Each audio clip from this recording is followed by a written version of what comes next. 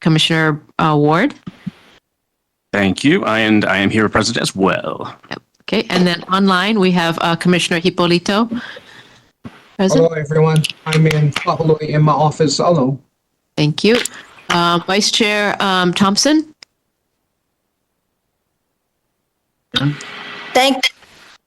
Oh, Vice Chair, I think. There you go. There, I can hear you. Aloha and good afternoon. Are you? Is anyone with you, Vice Chair? Negative. I'm at home, Kahana, and might be visited by my water guy. That's it. You and Commissioner Dikos. Hello, everyone. I am in my home office completely alone. And Commissioner Kealoha is absent today. Thank you. Thank you. Somebody online, I think, has something scratchy going on. We're getting some interference in the sound coming into the room. So if you're not a commission member, please make sure you have your mic muted. Okay, so on our agenda today, we have section 3, the growth framework, and I believe we will have a presentation from the department. So for everybody in the gallery and online, anybody waiting to testify, just letting you know, we'll take the presentation from the department first, and then we'll go into public testimony and then questions from the commission. So commissioners, any questions that come to mind as you hear the presentation and public testimony, please write those down and we can address them afterwards.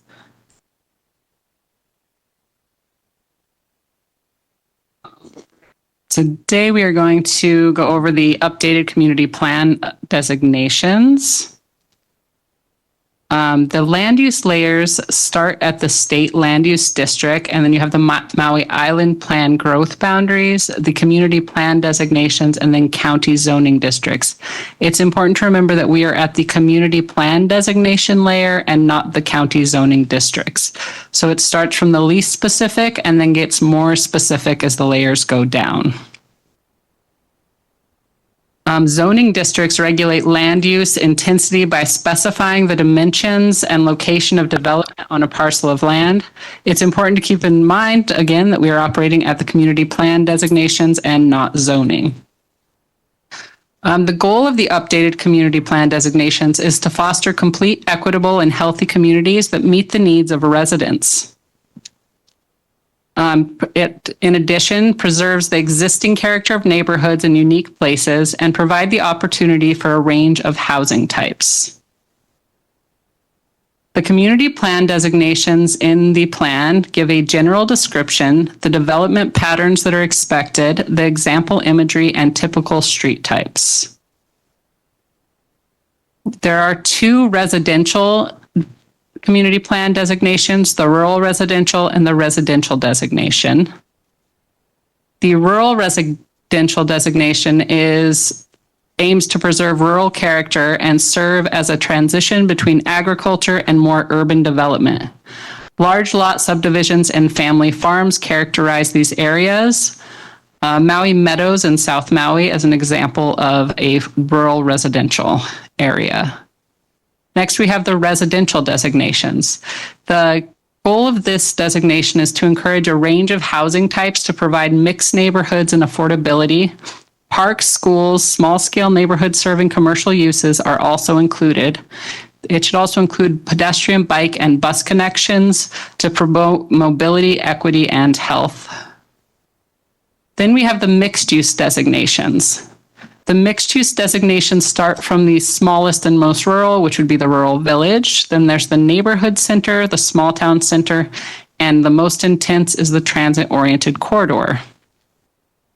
The rural village is intended to preserve the character of rural towns. Rural villages are relatively small and include a mix of commercial services, public, quasi-public uses that support nearby communities, and may include limited residential.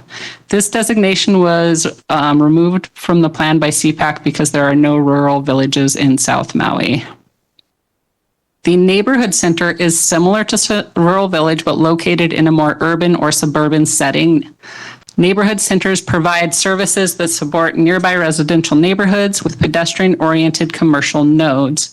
An example of this would be where Ulalani Shave Ice is in South Maui. A small town center is, again, similar to neighborhood center. However, small town center covers a larger area and serves more neighborhoods. With all of the mixed uses designations, parks, schools, safe walking, biking, and bus service are an important part of the mix. Downtown Kihei would be an example of a mixed-use neighborhood or a small town center. And then there's the transit-oriented corridor. This is the most dense and intense of the mixed-use designations. It is intended to create transit-friendly areas with higher density commercial and employment, light industrial and residential uses, characterized by pedestrian-friendly activity centers, vibrant street life, and multimodal corridors. This one was a designation that was not used in South Maui because of the density and intensity. It is important to note that transit-oriented corridor can also have light industrial use included. So this is the South Maui mixed-use designations. We have this is the neighborhood center and the small town center. And this is the Wailea Gateway, is an area that would be an example of transit-oriented corridor, but it is designated small town center in the plan. Resort hotel is typically medium to high density with a broad range of uses, primarily intended to serve visitors. And then the employment center are intended to encourage a range of employment uses like light manufacturing processing and business incubators, and include amenities that serve employees such as restaurants, retail, and live work spaces. This is the equivalent of a light industrial designation in the existing plans, and can have live work units. The industrial is intended to permit the intense industrial and manufacturing activities that do not belong close to residential uses. And then there's the special purpose district, is intended for uses that are so unique no other designation can apply. This was mainly thought of for airports, but this designation is used in South Maui for the area where Palauea Cultural Reserve is, because the zoning does not really exactly correlate with any of the designations. And then there's the public, quasi-public, is intended to provide facilities for public use or benefit, and is typically for planned or existing large-scale government, nonprofit, or educational uses. And then park is intended to preserve and manage lands for recreational activities, for example, beach parks and neighborhood parks. Golf courses and related amenities are also included. And then open space is intended to preserve and manage lands for Native Hawaiian traditional and customary uses while protecting sensitive ecological resources, scenic resources, drainage ways, and green belts. Open space areas support natural processes such as flood management and erosion control. And then agriculture promotes agriculture development, protects agriculture resources, and supports the island's agriculture, character, economy, and lifestyle. State conservation recognizes lands within the state conservation district and protects wilderness areas, beaches, watersheds, and other sensitive areas. This is a designation that just reflects what is there. It can't really be changed unless the state decides to do it. And I have a little test to give you guys. Thank you. Yeah, let's do it. Hopefully you're paying attention to that. We don't get tested enough on this. No, I'm pretty sure that's what it is. Let's see.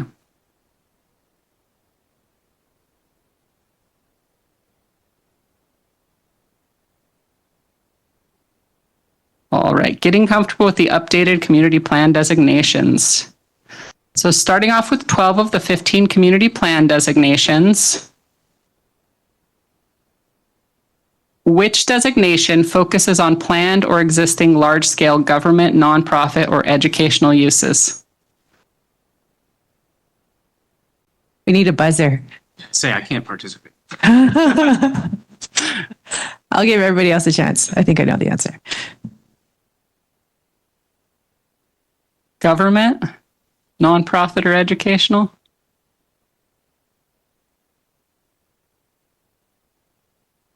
Public, quasi-public. Yes.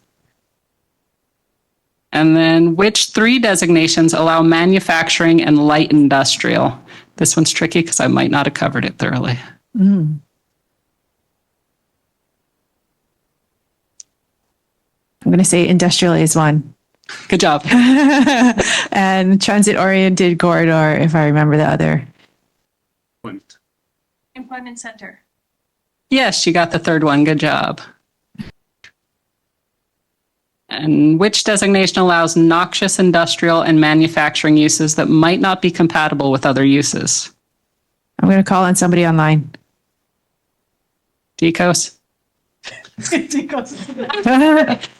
Brady Bunch. Industrial. Good job. Next, which two designations allow light industrial because it is compatible with other uses like retail, restaurants, and residential? Thompson?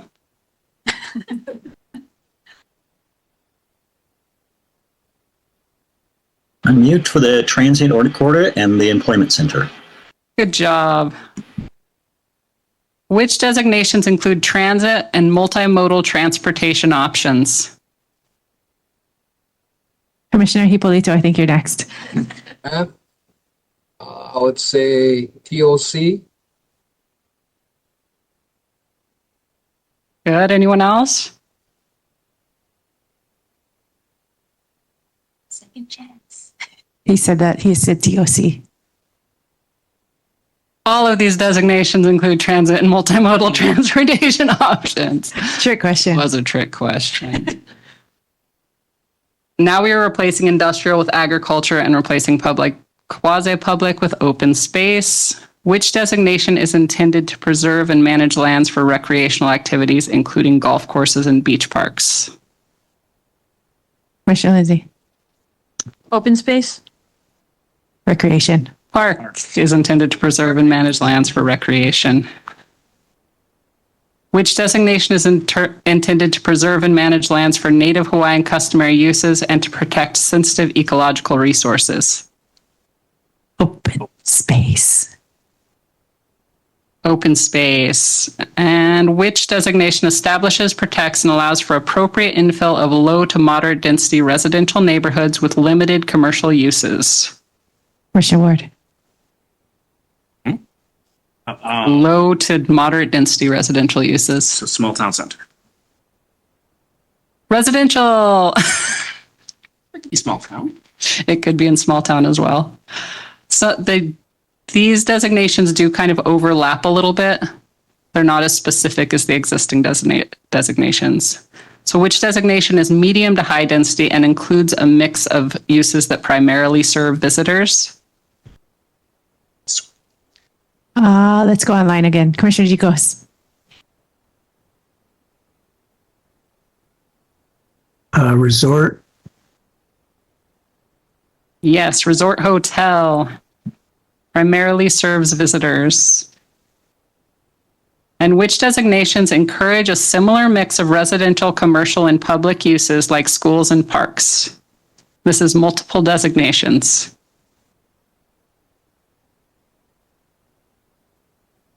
Vice Chair Thompson. Would that be our neighborhood center That's one of them, yes. and our small town center, depending on the town? Are there any others you'd like to identify? Rural village. Yes. We have rural village, neighborhood center, small town center, and transit-oriented corridor all encourage a similar mix of residential, commercial, and public uses. Good job, Vice Chair. Good job. And which designation creates transit-friendly areas by encouraging higher density residential and higher density commercial? TOC. Good job, Hippolito. Yes. Well done. Which three designations are intended to preserve Maui's small town character? Commissioner Lindsay. Small town center. In the mic. Small town center. Rural village, maybe. There's three of them. Neighborhood center. Got all three of them. Good job. And which designation is appropriate for a small grocery store, church, or park around four corners of an intersection to serve the surrounding rural area? Commissioner Ward? Small town center. The rural area. So that would be rural residential. Rural village. It's a trick question because it's not in South Maui. Yeah, we don't have those. Which designation encourages small-scale buildings with mom-and-pop shops that are walkable from a nearby neighborhood? Neighborhood center. Yes. Neighborhood center. And then which designation is intended to preserve the character of Maui's smaller towns and allow for development of medium to density mixed-use centers that serve multiple neighborhoods? Small town center. Yes. And which designation is for uses that are so unique no other designation can apply? First one to raise their hand gets a gold star. Hippolito! Very nice! Gold stars. I'll give it a shot. SPD. Yes, good job. Special purpose district. Gold star. Uses Well done. that are so unique no other designation can apply. And which designations allow agriculture uses and farming? Ag for sure. Ag. Yep. Agriculture and rural residential. And which is intended to preserve and protect agriculture resources? Agriculture. Yes. We're almost there. Key takeaways. Residential establishes, protects, and allows for appropriate infill of low to moderate density residential neighborhoods with limited commercial uses. Transit-oriented corridors creates transit-friendly areas by encouraging higher density residential and higher density commercial. Rural village, neighborhood center, and small town centers are intended to preserve Maui's small town character. And special purpose district is for uses that are so unique no other designation can apply. And mahalo for participating. You guys are done with your test. You guys all got a gold star. Yes. Go team.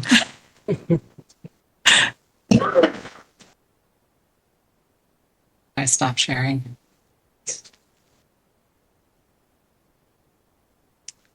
Okay. Is that all for your presentation tonight? So we can go to testimony. Okay. All right. Well, let us go to testimony. Remind everyone that everybody has 3 minutes to testify. So we'll start on in person.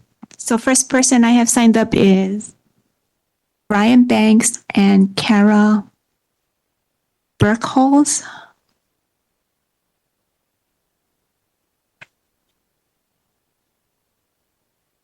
I like the test. Now I can go train all my neighbors.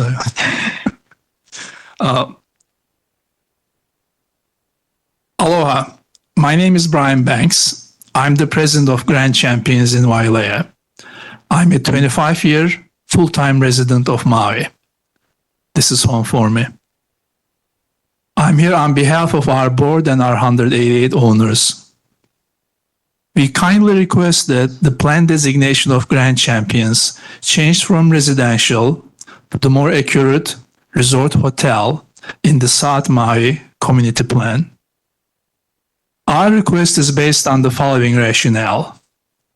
Number one, resort hotel designation reflects more accurately the original intent and continuous use of Grand Champions since its inception in 1990. The original declaration and bylaws, accepted and recorded by Maui County Land Court, and the way the units were advertised and sold all emphasize that Grand Champions was developed to offer transient vacation rentals. Grand Champions units were continuously utilized as short-term rentals since they were built 34 years ago. Number two, Grand Champions is located in the middle of Wailea Resort area, surrounded by hotels, shopping centers, tennis courts, and golf courses. Grand Champions' neighbors on Wailea Ike Place and Wailea Ike Drive are recently developed hotels, 4 shopping centers, a tennis club, and golf courses. This is not a residential area.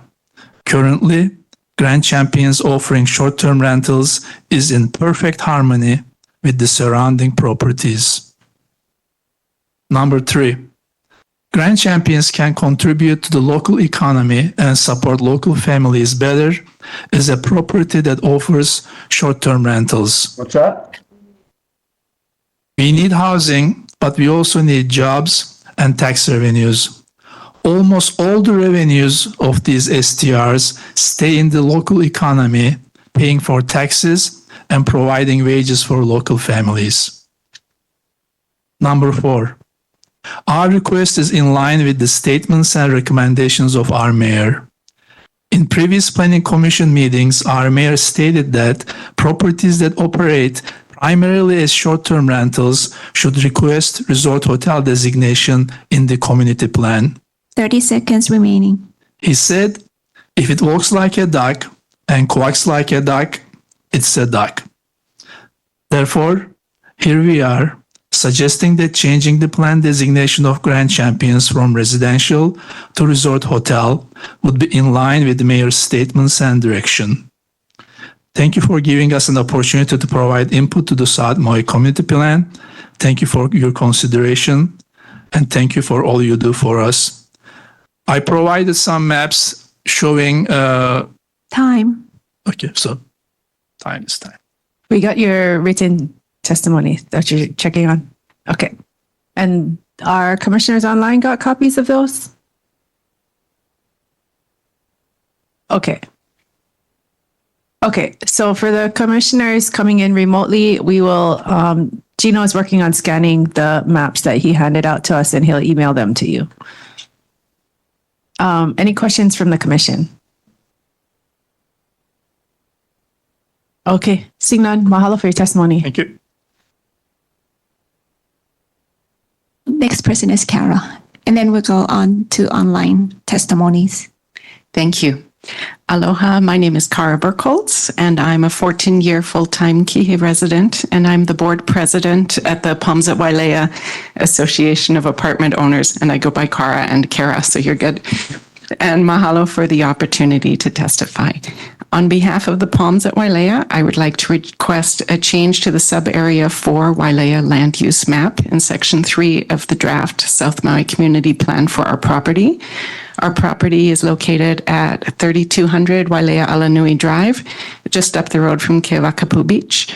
We have 23 two-story white buildings with turquoise accent roofs, and it's right at the four-way stop of Wailea Alanui and Okalani Drive, if that helps situate it for you. Currently, the draft of the map shows Palms at Wailea as a residential property. We are requesting the land use to be changed to resort hotel to accurately reflect the continuous legal usage of a resort property since its original development. I have 3 points to back up our request. The first one is the original documents filed with and accepted by both state and county in 1989 demonstrate the original intent of Palms at Wailea to allow for short-term vacation rentals. And I've submitted the exact sections in my written testimony that for today's meeting. The second point is Outrigger Resort and Hotels purchased a commercial front desk directly from the developer. Since the property originally opened, Outrigger has continuously operated a hotel-style front desk, providing advance and walk-up bookings and guest services for the property. And then the third one is that Maui County Code identifies Wailea as a planned resort destination area and states that Wailea is intended for or to be a major tourist area. Our property is an integral part of Wailea Resort. We complement the other resort housing in Wailea, and like hotels, and our units and guests contribute greatly to the local businesses and support local jobs. We understand that the land use designations of the plan are intended to be used when reviewing future zoning changes, so it's important for the plan to accurately reflect the current and longstanding use of our property. Mahalo for the opportunity to testify, and I'm happy to provide you with any additional information you may need. And would like to point to my written testimony also. Thank you. Thank you for your testimony. Yeah. Any questions from the commission? Seeing none, thank you again. Thank you. Okay, we'll go online. First person is Lucien Dene, followed by Robin Knox, and then Lynn Peabody. Aloha, Commissioners. Welcome, Commissioner Ward. Thank you for your service on this matter. My name is Lucienne Dene.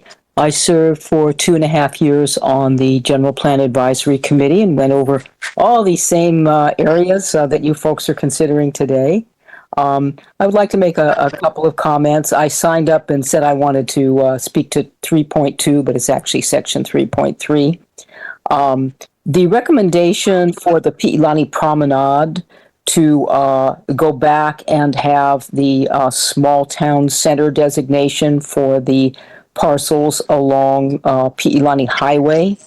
I just think that you folks who have probably never set foot on this site need to realize that this is one of the most flood-prone areas, Mauka, in Maui. And to think that this is the new small town Kihei, I just think we're making a mistake not to allow it to be residential and allow greater buffers. When you have Kulana Hakoi Stream, it starts way up Kula side, and it has multiple branches, and then they all collapse into 2 branches that come down, one edging this property and one through this property. It is more like a delta. When you walk there, there's all this wash silt from higher up. It's really not a place for commercial development. It should be residential development that can fit the contours of the land. Moving on to the SLR parcels that were designated for open space in the CPAC review, I just think it's very short-sighted to say, oh, this isn't the place to take places that function as wetlands and storage areas during flooding and designate them as open space.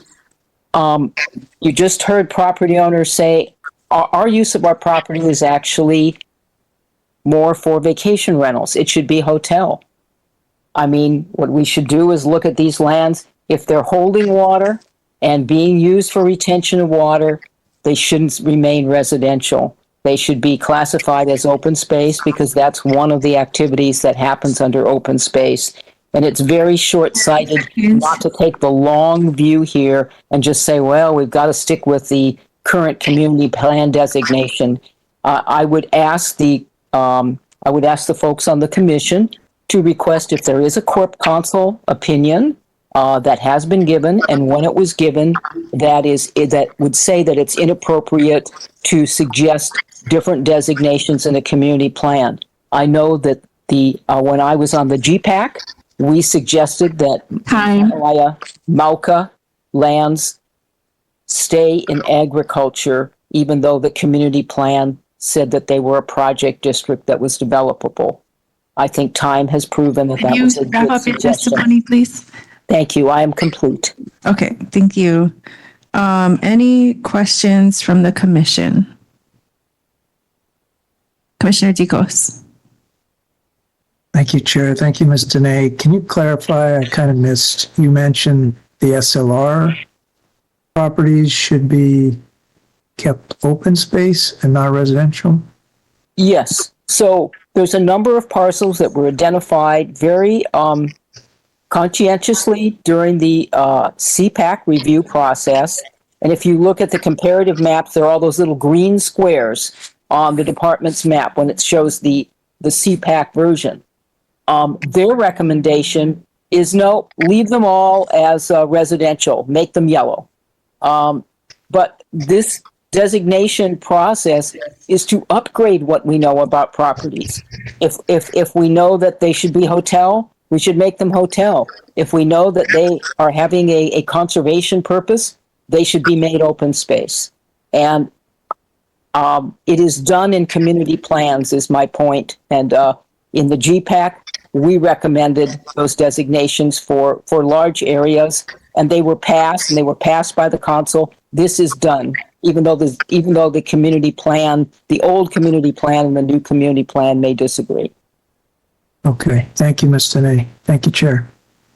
Any other questions from the commission?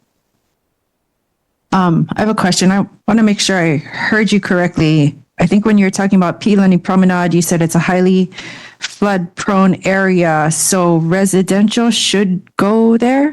Well, residential, you can adjust more. Residential with the wider boundaries around the flood drainage areas, the main areas that carry the flood waters, makes sense. That's why CPAC recommended it. When you start having commercial, you just have a lot more paved surfaces. I'm sorry, and then you have to deal with all of that. And of course, we're told that we have low impact design and it solves everything. But I think we all know it doesn't really solve everything.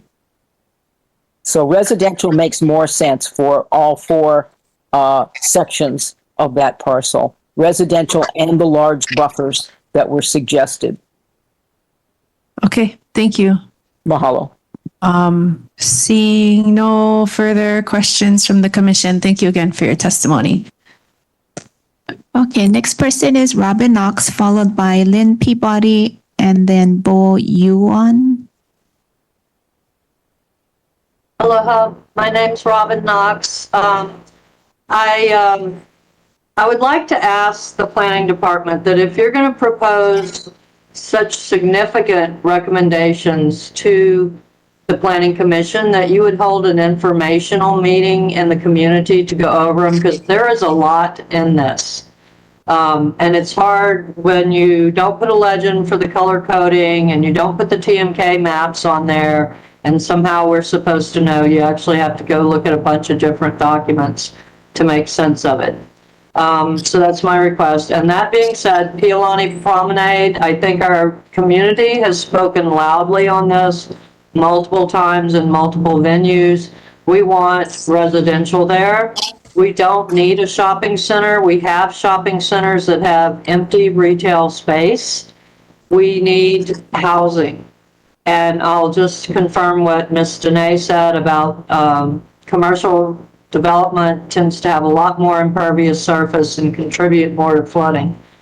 The open space buffers around both that project and everywhere that they're on the map need to be maintained. Those are for the health and safety of our community. Those are to mitigate flooding. They also provide habitat. They also provide space for healthful recreation. So they're really important to the health and safety of our community. Those bordering the highway especially, because they protect the residential areas from the environmental hazards and noise and so forth from the highways. With regard to the undeveloped parcels in the sea level rise exposure area, this is the most important part to remain in open space. Most of those parcels, I didn't get a chance to review them all because it's quite a bit, but the ones that I did look at, and most of them appear to be in the wetland overlay, which is a zoning overlay for us to really examine the land use here and see if it should not be to restore and protect those wetlands that remain. Two of them in particular, the first two that I looked at, one is the Ewa wetland and the other is Laie wetland. They are both significant drainage ways for most of developed Kihei. The Ewa wetland, everything above Waipuilani drains through that wetland. The Lipoa one, it's everything over in the Lipoa area. They're both major drainages. You do not want to build there. We need the natural infrastructure. Please leave it in open space.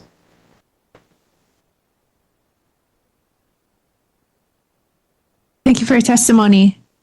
Any questions for the testifier? Seeing none, thank you again. Next person is Lynn Peabody, followed by Bo Yuan, and then Stephen Thiel. Thank you very much, and aloha. I am Lynn Peabody, and I'm currently serving as Vice President on the Wailea Ikahi Board of Directors. I am requesting the property designation of Wailea Ikahi in Section 3.2 of the proposed South Maui Community Plan be changed from residential to resort hotel. This change is appropriate based on the history and development of Wailea Ikahi within the Wailea Resort. The Wailea Resort began development in 1971. It was conceived as an integrated residential resort community. The concept was called a planned unit development, which provided future owners with a wide range of housing diversity. Today, Wailea Resort is one of the premier resort communities on Maui and includes homes, condominiums, hotels, shopping centers, tennis center, and golf courses. Wailea Ikahi, as the name implies, was the first condominium property developed in the Wailea Resort. Developed in 3 phases, the complex was created by 1976, and the 3 phases were merged together to provide a cohesive village for its owners and guests, allowing them to take advantage of the Wailea Resort location and benefits. Bordered by Okalani Drive, Wailea Alanui, and Kiavakapu Beach, Wailea Ikahi serves as one of the primary gateways into the Wailea Resort. Ever since Ikahi was permitted and built through today, county zoning for the entire property has allowed temporary residences and pool pavilion use consistent with hotel-type rentals. Constructed under planned development ordinances, sections of the property are zoned R1, with the rest zoned hotel. Documents signed by the State Real Estate Commission recognize the zoning under which all of Ikahi was intended to and does operate. I quote from those documents, "The apartments shall at all times be used as permanent or temporary residences or as hotel rooms and for no other purposes." According to the community plan, the Resort Hotel Community Plan designation is intended to provide for existing and future visitor-oriented development in appropriate areas.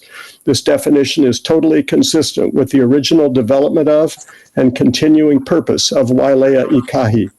Similarly, the community plan definition of sub-area 4 Wailea indicates it was planned as a resort community and this legacy remains. 30 seconds. Wailea Ikahi has been an important element in Wailea Resort since both were developed, and as such, its property designation should be reflected as resort hotel. Thank you very much for providing the opportunity to submit this testimony, and certainly thank you all for your continuing hard work. Thank you for your testimony. Any questions from the commission? Seeing none, mahalo again. Mahalo. Next person is Bo Yuan, followed by Stephen Theo, and then Harry Lake. Aloha, everyone. My name is Bo. I'm an owner at Maui Kamaoli. I kindly request to change the designation of Maui Kamaoli from the residential to the resort hotel in the South Maui Community Plan Section 3.2.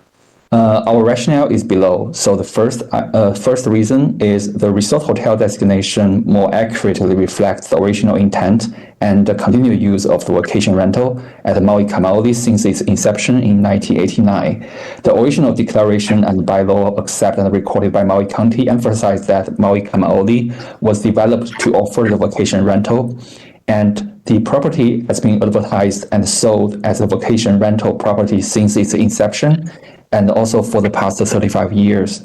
It has been consistently utilized as short-term rental, aligned with its initial purpose. Second reason is that Maui Kamaoli is located within the Wailea Census designated place, an area known for its luxury resorts and high-end accommodation. Maui Kamaoli is an oceanfront property adjacent to the Kamaoli Beach Park 3 and the Kihei Boat Landing. Our neighbors include resort hotels such as Malakai Maui Resort and the Day Inn by Windham Maui Oceanfront. Maui Kamaoli has 2 pools, 2 hot tub, 2 tennis courts, and large tropical landscaping, and a front desk that tracks registration and visitor parking. Maui Kamaoli operates more like a resort hotel than the residential area. Maui Kamaoli's resort style amenities align with its surrounding area that tourism-focused character. The resort hotel designation is therefore more accurate given the context and the character of the surrounding property. The third reason is that our request is aligned with Mayor's recent recommendation in the Planning Commission meeting, where he emphasized that if the property already operating primarily as short-term rental, we should ask for a resort hotel designation in the community plan.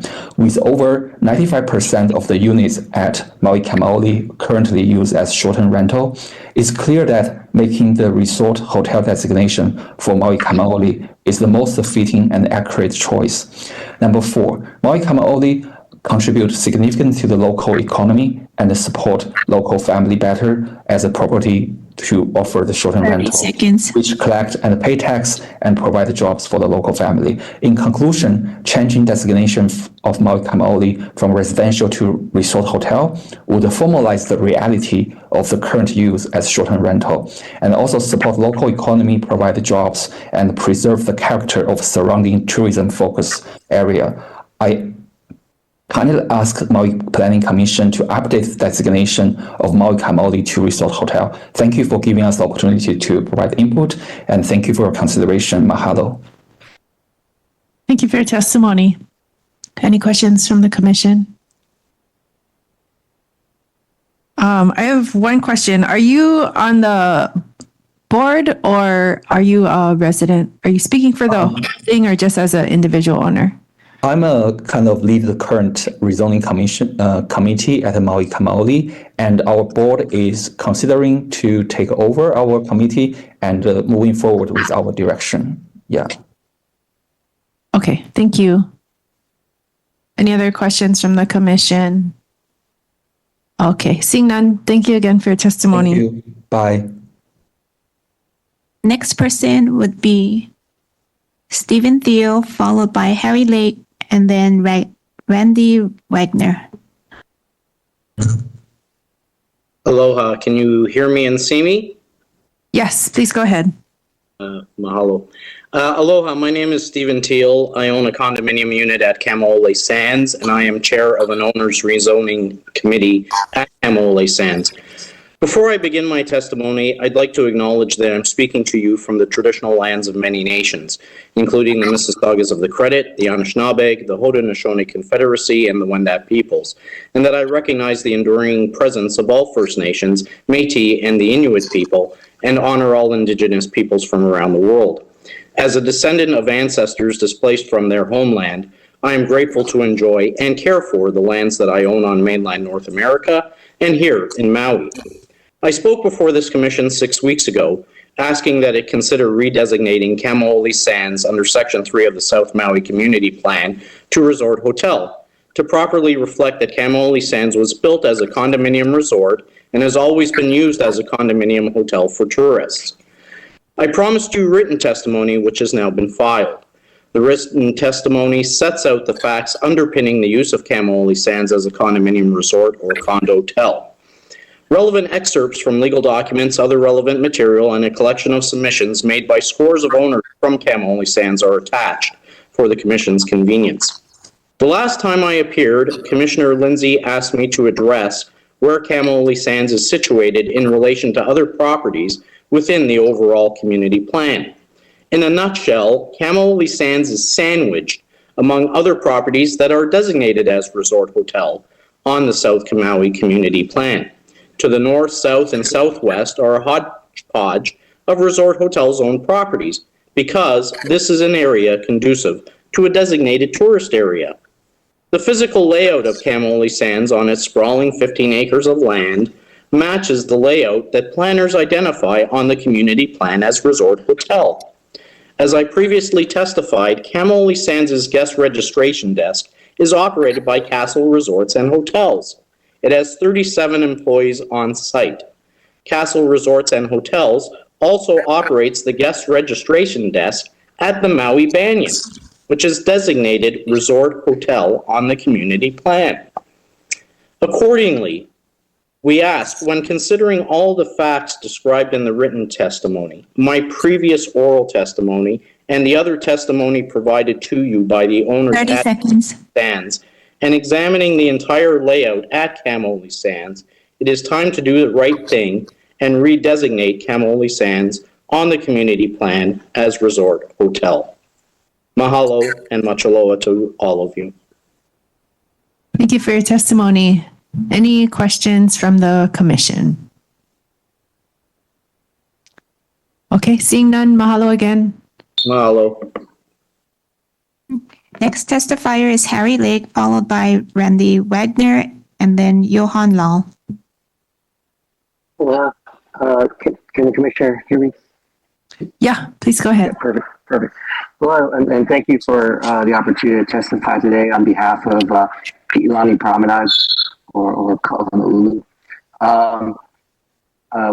We appreciate the intent of the planning department's recommendation and concept. I actually really agree with it. Our concern is just consistency with the current LUC approval that interveners have signed off on, the county has signed off, and the state has signed off on. Some of the interveners have actually testified or on the testifying list today. Small Town Center, I think, accomplishes the goals that is being sought after, which is a mixture of uses throughout the property. We want to increase walkability to the newly delivered Kalani High School. When people talk about sort of improving walkability in neighborhoods, it's funny how it's not being promoted throughout all neighborhoods, but more just the Makai side of Pi'ilani. We believe that the folks Mauka and Pi'ilani also deserve walkable communities that people can walk to, in particular adjacent to the high school. But again, we do appreciate, I think Cal Chip Chase might be able to articulate some of the concerns related to combining the residential and the small town center uses in the current LUC approval. Although we agree that we would like a mixture of uses, and quite frankly, we want to be able to respond to the call for residential housing throughout the overall master plan. And we believe that Small Town Center accomplishes that. Wanted to address a little bit about flooding. Just to be clear, the property is not in a flood zone, and we're taking proper precautions to make sure that there's no impacts downstream of us. And we're going to actually do some engineering through Unamori Engineering to actually enhance the current conditions of the property as it stands right now. And then third, we heard a comment about pushing residential up against the highway and pushing the commercial components of the approved master plan away from the highway. And we would recommend that we would actually try to buffer the residential uses away from the highway, as is most commonly sort of suggested in sort of planning processes, in order to prevent 30 seconds. The density to go away from higher traffic areas. And so I think that's the conclusion of my testimony. I appreciate your time. Thank you. Mahalo for your testimony. Any questions from the commission? Seeing none, mahalo again. Mahalo. Next testifier is Randy Wagner, followed by Johan Lau, and then Cal Chip Chase. Can you hear me? Yes, please go ahead. Aloha, commissioners. Thank you for this opportunity. My name's Randy Wagner, and I am testifying for the Kihei Community Association. I'm the chair of the KCA Design Review Committee, and I'm a 35-year plus resident of Central Kihei. I'd like to testify that the planning department proposal regarding the Pi'ilani Promenade parcel is going to hurt Kihei. We believe that should be residential. It should not be small town center. We already have a small town center. We do not want competition for that. We want to keep Kihei centralized. We do not want commercial on the highway. That will just make it like any other suburban highway on the mainland. We see the value of residential with some neighborhood support services, but the small town center allows for extensive commercial development, as was described in the Planning Commission introductory little lesson. They use Kihei downtown as an example. There's already more commercial development planned and being implemented right now on Pi'ikea in central Kihei, which we believe is appropriate and desirable because of the central location. We want to keep Kihei from becoming sprawl. Also, we believe that the expanded conservation area needs to be maintained around those gulches. It's obvious the Makai areas and the ocean are threatened with excessive flooding, and those areas can be developed as pedestrian bikeways and trails that run Makai and Mauka and connect the neighborhoods that will be created. There is ample area for residential development. Why do we need to minimize the conservation areas as the planning department has proposed? So that's one issue. Another issue is the Kihei Mauka. KCA has supported the vision of Kihei Mauka. However, unless all the policies that were developed are maintained with the intention that they were developed with, we would withdraw that support. One I want to mention particularly is that we want to see the 2-lane collector road connect directly from Lipoa Street to the Veterans Highway prior to any occupancy of that area. Kihei has been lucky to avoid disaster thus far due to inadequate egress from the area. We live with congestion. However, in the event of a fire or other critical disaster, the resulting damage and loss of life would be catastrophic, similar to what we've seen in Lahaina. So we will withdraw support of the entire project if those policies are not upheld. And I submitted written testimony with possible text for all the points that were made. So please refer to that when you're working on that. I address them each individually, and especially the affordable housing too. We want to see that as a primarily affordable housing development. Thank you for your testimony. Any questions for the testifier? I also want to say I agree with Lucienne and Robin Knox. I do have a follow-up question about Pi'ilani Promenade. You said you see the value of a neighborhood with a little bit of commercial. So would you be open to some degree of mixed use in there? We would probably be open to some neighborhood centers, but not the small town center. Small town center is like Central Kihei. We do not want small town center up there. There's no need for that. It will just make a depression in Central Kihei. Already there's tons of vacancies. There's no need for another small town center. Pi'ilani Promenade would fit into that category, and we fought against it. We don't want big box stores. We don't want huge parking lots. It's just not appropriate. We're trying to make Kihei be a town with a center and appropriate neighborhoods. Okay, thank you.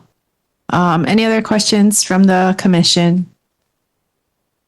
Okay, seeing none, mahalo again. Mahalo. Okay, next person is Johan Lau, followed by Cal Chipchase, and then Paul Hood. Aloha, Johan Lau testifying on behalf of myself. And first, I want to say something that I keep meaning to, but I keep forgetting.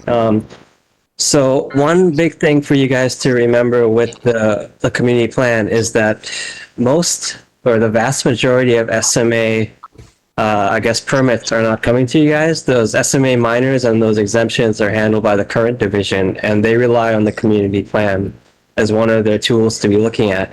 So when folks talk about, case-by-case basis, or we need to encourage rather than require, et cetera, it's based on, the argument is based on you guys will get to review everything anyway, but that is not the case for the vast majority of things. So always think of the planner who's, like an individual not making a lot of money, making decisions, and how you can help them.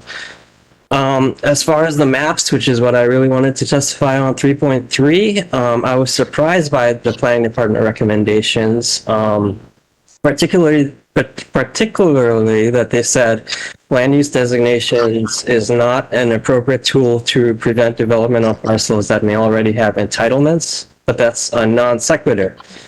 Because if they have entitlements, then they're grandfathered, and theoretically the community plan wouldn't apply anyway. So it doesn't really make sense. But overall, I have a problem with the removal of a lot of that open space. And I did submit written with drone imagery and stuff like that and maps.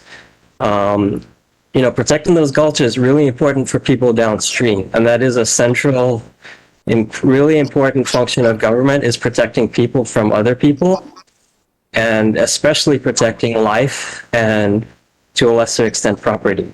And so in places like Pi'ilani Promenade or Kihei Mauka, those buffers are really important for reducing flooding risk downstream. And already, that's all open space right now. Flooding's already really bad, and we've all seen the pictures, and it's easy to forget after a couple of years, but these really big rain events create horrible flooding. Mud goes everywhere. It's super expensive to clean up. It damages the roads. This is a major impact to people downstream. So I guess a question I would suggest asking the planning department is whether they considered impacts to people downstream in their recommendations. Another thing is the wetlands overlay is a thing, and the planning department has that. We can all look at that, and somehow they removed a lot of those wetlands from open space, put it back into residential. So another question, did they consider wetlands? And should wetlands be protected, or should they just all be turned into market rate, expensive, super expensive housing? I mean, overall, please review all this stuff very carefully, and don't just rubber stamp whatever the planning department says. Mahalo. Thank you for your testimony. Any questions from the commission? Commissioner Dicos. Thank you, Chair. Thank you, Mr. Lowell, for your testimony. Can you clarify, you talked about entitlements.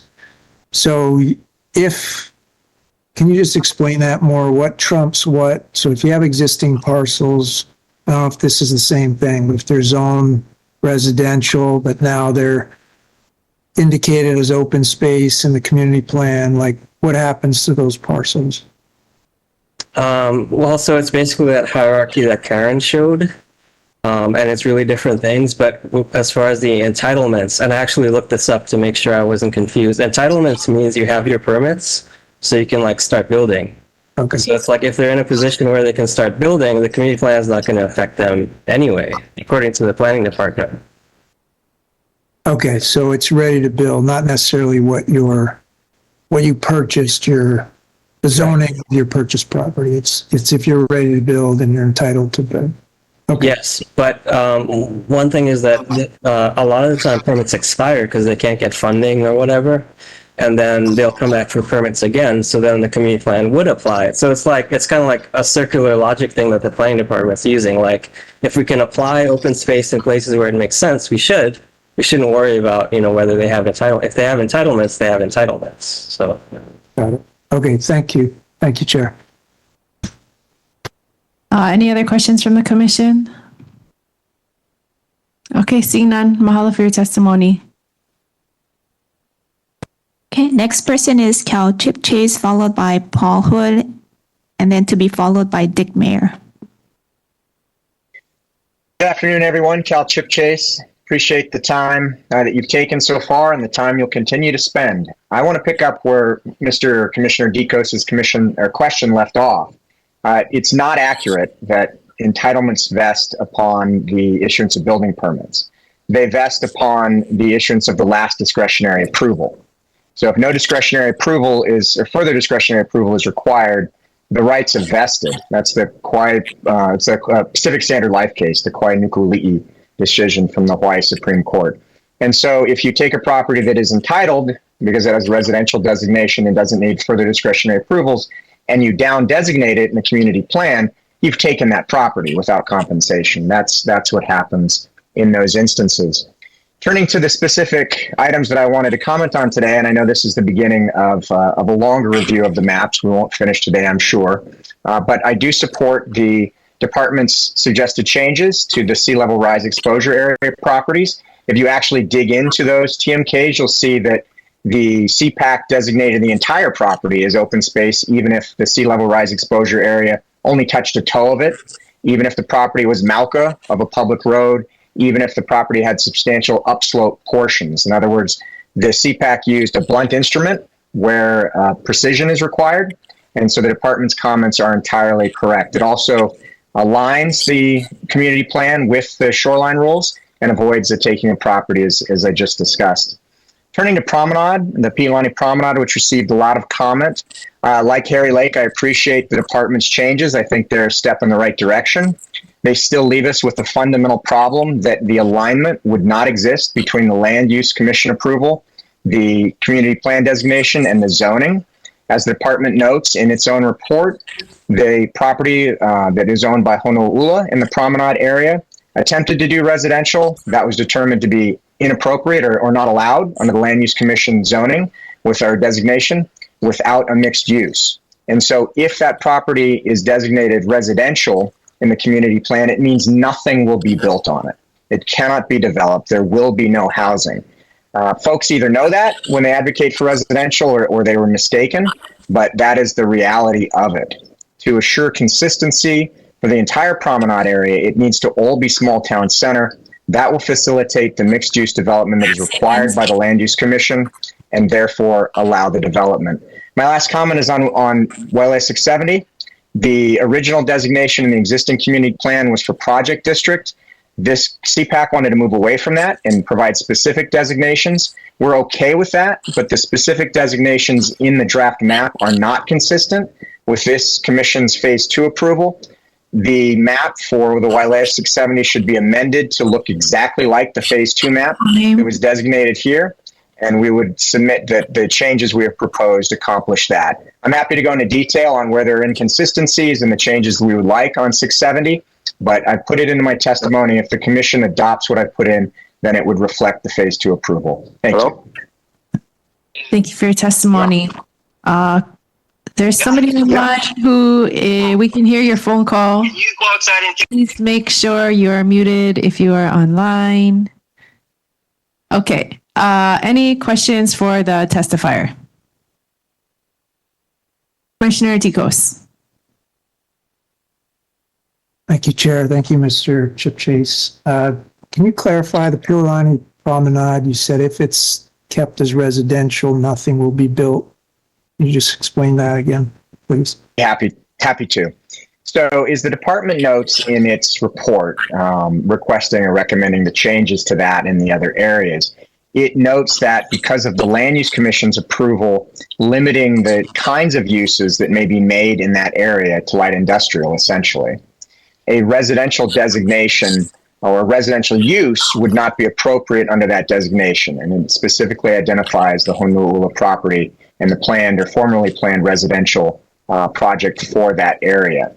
The small town center designation allows a mix of uses, which we believe would be consistent with the Land Use Commission's designation, in that it would allow us to fulfill the requirement under the Land Use Commission's designation to develop light industrial, but would allow us to mix those uses with residential uses to ensure that residential uses are brought to that area to better activate the Malka area, particularly close to the high school. If the designation is residential, purely residential, it won't allow those mixed uses, those light industrial uses that are essential or critical under the Land Use Commission's approval. So we will end up in a situation where those 3 levels of approval don't align. State land use, county planning, county zoning will no longer be in alignment, and therefore nothing will be allowed to be developed in that area. Okay, thank you. Thank you, Chair. You're welcome. Commissioner Lindsay. Along those lines, there's not a way to remedy that through another way to remedy that other than No, Commissioner, there's not another way to remedy that. There was a settlement agreement reached with some of the folks who testified today that prohibits any amendment to the Land Use Commission order without their consent. Even if they consented, then you're going back through the Land Use Commission process, which at best is uncertain. And so the way to remedy it, the way to get housing to that area, as everybody seems to want to do, is to designate the entire area small town center so that mixed use may be allowed. Thank you for that. You're welcome. Any further questions from the commission? Okay, seeing, I guess just to fully clarify this for everybody, can you go through what is the state land use designation, the zoning, and the current community plan designation for Pilani Promenade? I'd be happy to. So the state land use designation is urban, but it's urban approving a particular site plan and use. In proceedings before the State Land Use Commission by folks who were opposing a proposed residential development in that area, the project was limited to that approved by the Land Use Commission at the time that it got its state land use district boundary amendment. So the project needs to track that site plan and those uses. The current zoning is light industrial, and the current community plan designation, I believe, is light industrial as well. So the change here that we're looking at is to update it to bring it more current with the mixed use. I think that's entirely appropriate. That would facilitate the development of residential uses in that area because we could align the different plan, zoning, and state land use through the mixed use development. If a single element is allowed, just purely residential, we would lose that alignment, as the planning department notes in its report. Thank you very much. You're welcome, Chair. Any further questions? Okay, seeing none, mahalo again for your testimony. Thank you. Okay, next person is Paul Hood, to be followed by Dick Mayer and Mike Moran. Good afternoon. My name is Dr. Paul Hood. I'm testifying on my own behalf as a McKenna landowner. I've got a PhD and a lifetime career in computational fluid dynamics. My testimony is on the sea level rise component of the 3.2 feet SLR-XA. When I look at computer forecasts, I pose two rhetorical questions. The first is how plausible is the model on which the predictions are based? The second is how probable are the predicted results? It's basic bad policy and not science to base predictions on implausible climate cases. The 2017 Hawaii Sea Level Rise and Vulnerability Report relied on United Nations Report AR5 from 2014, and the predictions were based on a particular climate case, RCP 8.5. This was a high emissions or coal economy case, which required as its basis a five-fold increase in coal use by the year 2100, an amount larger than the estimated world coal reserves.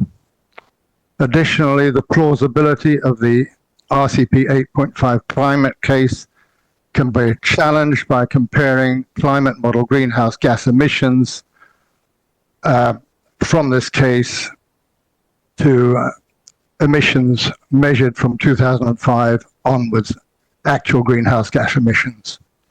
RCP 8.5 failed to meet this test over the past 20 years with overstated greenhouse gases.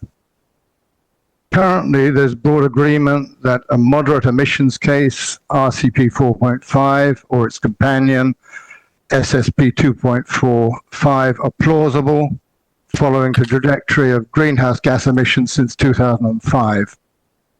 These cases both account for the exhaustible nature of fossil fuels and are reflective of the current policies and commitments towards net zero. It's my recommendation that the county should base SLR-XA predictions on climate models RCP 4.5 or similarly SSP 2-4.5. These predict 20.8 to 23 inches sea level rise. And they follow the predictions by the IEA. The second area is to provide some probability for the different emission scenarios. The UN cases do not provide guidance to planners on how likely 3.2 feet is, or 20 feet for that matter. So there's no useful risk-based planning which can be justified. In the written testimony, I explain how that's done. And my final recommendation is to defer the redesignation of open space changes until these steps are taken. Mahalo for your testimony. Any questions for the testifier? Commissioner Vice Chair Thompson. Thank you, Chair.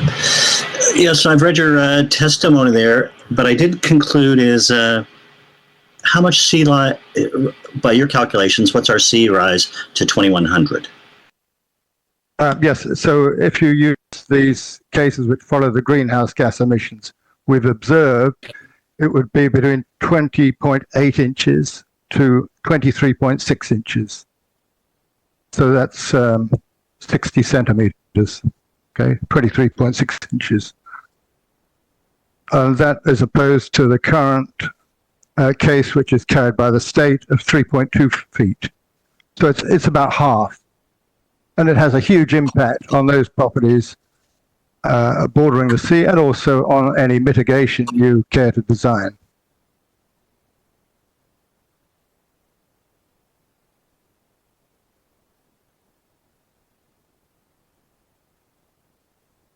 Any further questions?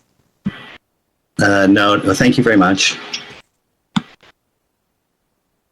Commissioner Lindsay?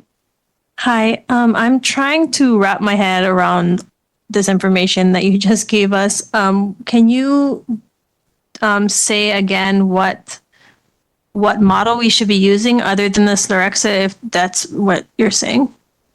Yes, there's two cases which actually track the current greenhouse gas emissions over the last 20 years. And those are RCP 4.5 or SSP 2-4.5. And those two cases really only differ after 2050 in basically the recapture of carbon dioxide. Up to 2050, they're the same. And on the verbal testimony, I show figure 1, and you can see on that figure the 8.5 scenario, which has a huge amount of CO2 emissions, and you have the blue line, which is my recommendation, which is SSP 2-4.5, which tracks the IEA short-range forecast.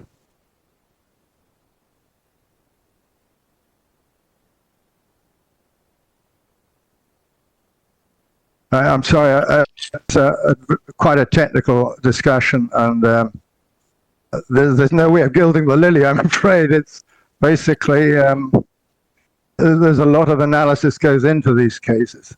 And, there's about 1,100 cases which the UN have come up with. So there's a broad swathe of climate cases, but 8.5 is the one which the state has latched onto, and I think it's basically double gives rise to double the sea level rise, which we would expect. And it gives science a bad name.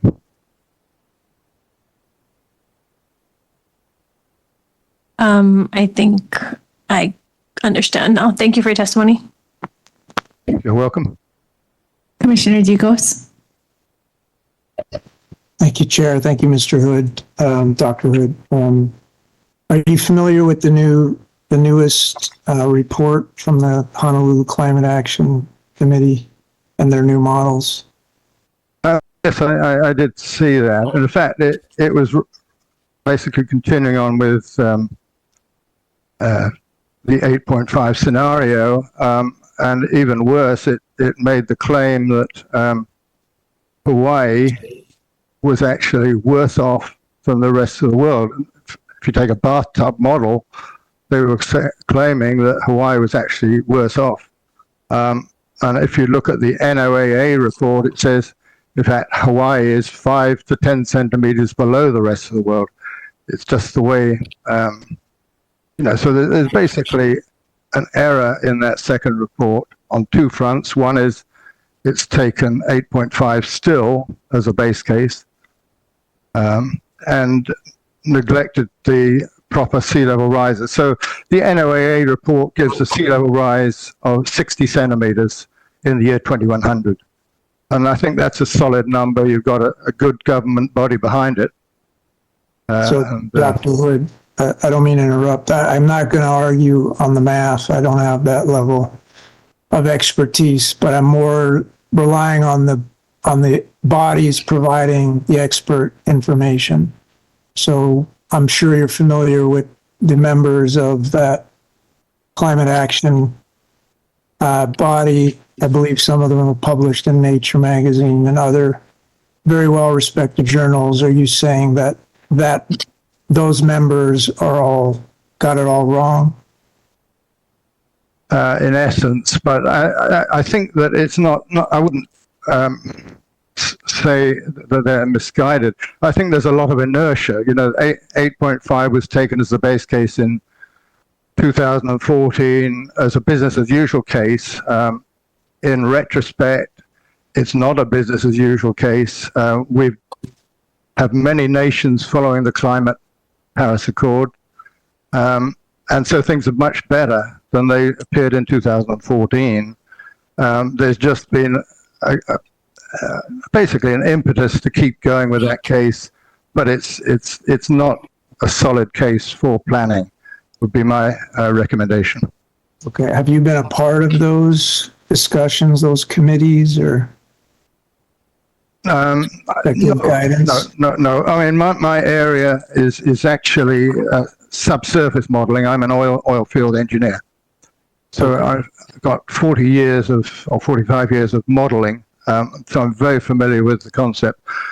My gripe has been that there's a tiny incursion in the detention basin on our lot. If you take two feet or less, that incursion goes away. And so I've been intently studying, well, is 3.2 feet valid? And I come to the conclusion it's definitely not. Yeah, Dr. Hood, I appreciate it. I don't have the intellect to go with you. I did get a response from your testimony from a lot of those experts, so I'm not going to read it here, but if anyone's interested in the expert opinions, I can share that. Thank you, Mr. I would certainly. Thank you, Chair. Thank you. I just have a follow-up question. I think I heard you say you have a shoreline parcel that would be affected by the 3.2? Yes, it's in McKenna Landing. And what happens is there's an incursion through a drain into the detention basin. So the detention basin captures runoff. But in the event that the sea level rises 3.2 feet, water will cross the road and go through this drain into the detention basin, and there it'll sit. If you take a 2 feet or less sea level rise, it won't ever cross the road. And so the whole parcel has been written off as open space when it's just a detention basin which is impacted. That only if you assume a cold climate model, which is very, very extreme. Okay, so you're Malka of the road, but would be affected by the 3.2 sea level rise. Yes, the detention basin is also uphill of the road, but it captures runoff through a drain, and if the drain were blocked off, nothing would go into the basin anyway. But. Okay, thank you. Any further questions for the testifier? Okay, seeing none, mahalo for your testimony. And thanks for time. Okay, next person would be Dick Mayer, followed by Mike Moran, and then Leahi Hall. Hello, can you hear me? Yes, please go ahead. Thank you. I feel very sorry for the planning commissioners because I think you've been given a very difficult assignment because of what the department has done to you, with you. They were required to provide the CPAC with a financial model that would indicate the costs of what the changes would be and what the plan would involve. The Maui County Code requires 3 elements: a capital improvement element, a financial element, and an implementation schedule. None of that was really given properly to the CPAC, and they, at the very end of their work, recommended, and I'm going to read now, in Appendix H, at the very end of the CPAC, infrastructure report we require that our planning department prepare a detailed infrastructure report indicating the infrastructure that will be needed to implement our South Maui Community Plan and include estimated costs to provide the infrastructure over the next 20 years. And that would include things like highways, intersections, traffic lights, water sources, transmission lines, reservoirs, schools, water tanks, etc., and many other things. That should be available to you. You're looking right now today at individual projects, whether it be Pilani Promenade, Wailea 670 was mentioned, the R&T Park was mentioned, all individual projects. But what you do not have is the cumulative effect of all of these projects. And I think that's why I feel the department has shortchanged the CPAC and now you in trying to make good decisions for the future of South Maui. I think we all know that South Maui already is stressed with infrastructure. They have a shortage of water, as the water department now weekly puts a report in the newspaper saying that there's a restrictions on some water in Central and South Maui. This plan that's before you now includes about 6 major projects and many much smaller ones. Wailea 670 with 1,100 units, McKenna Resort with going to be coming up with 1,000. They're going through the EIS now. Leadcore 975, Lipoa now the R&T Park 1,250 units, Pilani Promenade. We don't know the number that would be involved with this residential or combination, but let's say 400 or 500 units there because that residential area could be filled with apartment buildings. And then finally, the big North Shore Mauka, which has 600 acres, 30 seconds, 2,000 units. I'm asking that you require, before you go further, that you require the department to give you an infrastructure study of the various components, the costs, and do not put in to be determined on all of the things that they now have in that appendix that's in the plan, because it's unreliable. It should be a range for each of those items in there so that the community and the South Maui will not have housing without the necessary infrastructure. time. Thank you. Mahalo for your testimony. Any questions from the commission?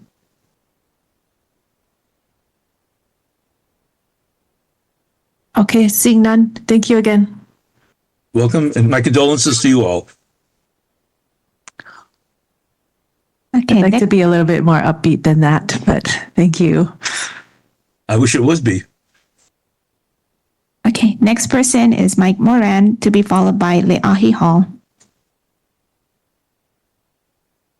Aloha, Chair and Commissioners. Thank you for your volunteer service to the community. You had the morning meeting and now you have the second meeting again. So you're certainly earning your keep, even though you don't get any keep. You're just doing this as volunteers. So thank you for your service. My name is Mike Moran. I am a member of the CPAC and a long-term resident of South Maui.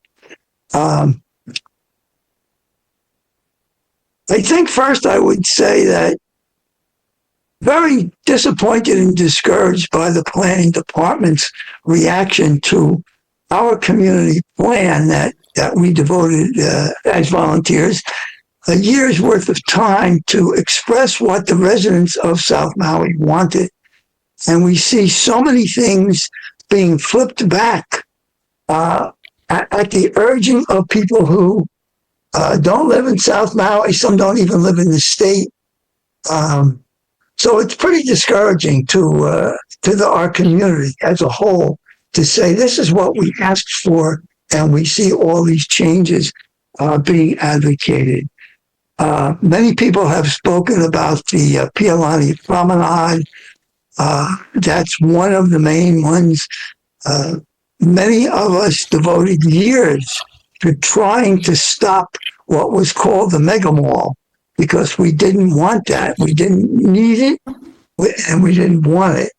And when each time when the offshore owners of the land were defeated, they just came back and tried again. So in the CPAC, we went for residential. And when it was proposed as a small town center, we asked the question, how much residential is required in a small town center? And as best as we could tell, the answer is zero. You don't have to have any. You can, yeah, you could have a lot, but you don't have to. So once you propose this, then it's up to the developer to say, well, how much are we going to put in here? Historically, they were going for total commercial. Yes, there was a proposal at one point for that 1 quarter to, in coordination with Wailea 670, to put that residential requirement up there. But then that was withdrawn for whatever reason. So that's what we see is, unless it's residential, and no, it's not going to be 100% homes.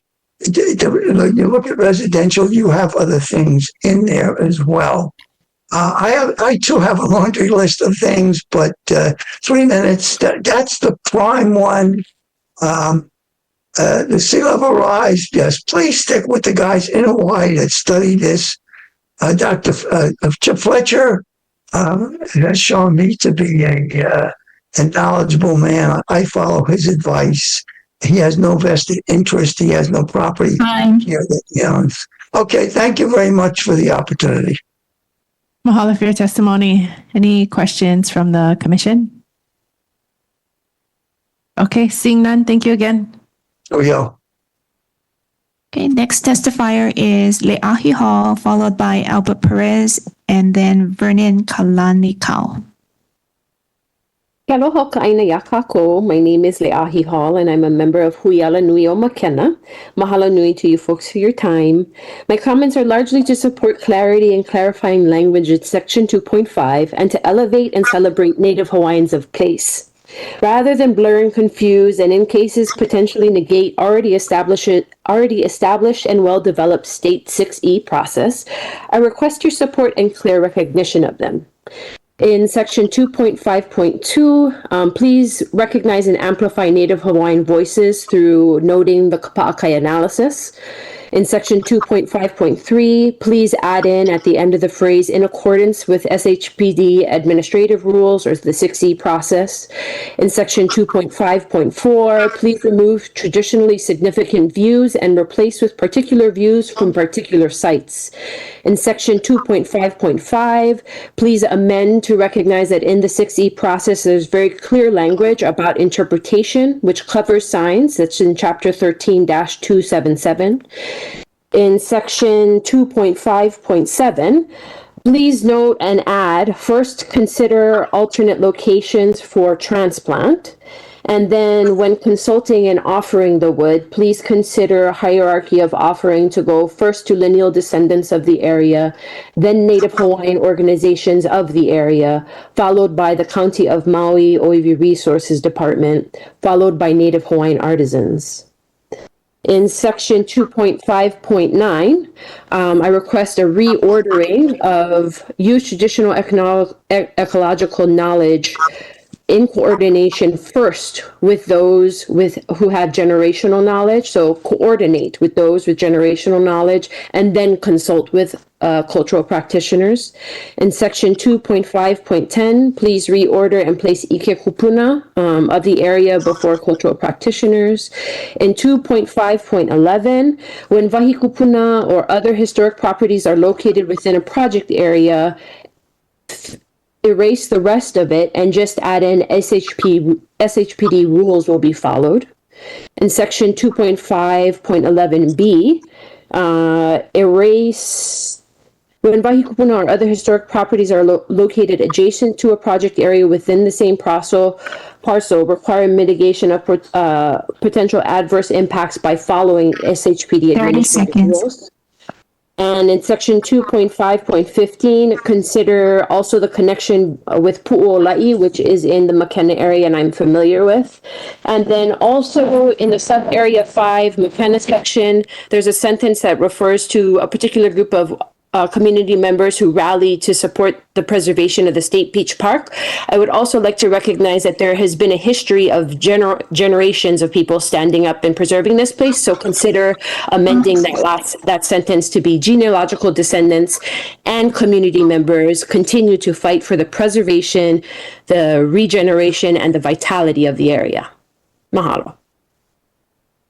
Mahalo for your testimony. Questions from the commission, Commissioner Lindsay?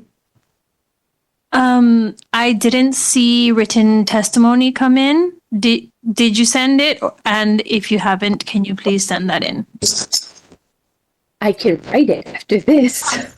I did not send it, and I'm just testifying here with you now, but I can write it if that's helpful. Okay, that would be very helpful. Yes, that would be very helpful. We have nodding around the room. And I've been trying to take notes as fast as I can, and I can't type that fast. Me neither. I can't write that fast either. That's all the questions I have. Thank you, Chair. Any other questions from the commission? And I guess note for you, Ms. Hall, that we are going to revisit Section 2.5. We've asked the Department of OEV Resources for their input. And so we didn't actually review it yet. We are waiting for their input, and then we'll go through it all together. So if you could submit your written testimony about all of this, that would be very helpful when we get there. Thank you all very much. Any other questions from the commission? Okay, seeing none, mahalo again. Okay, next testifier is Albert Perez, to be followed by Vernon Kalanikau and Stacy Alapai.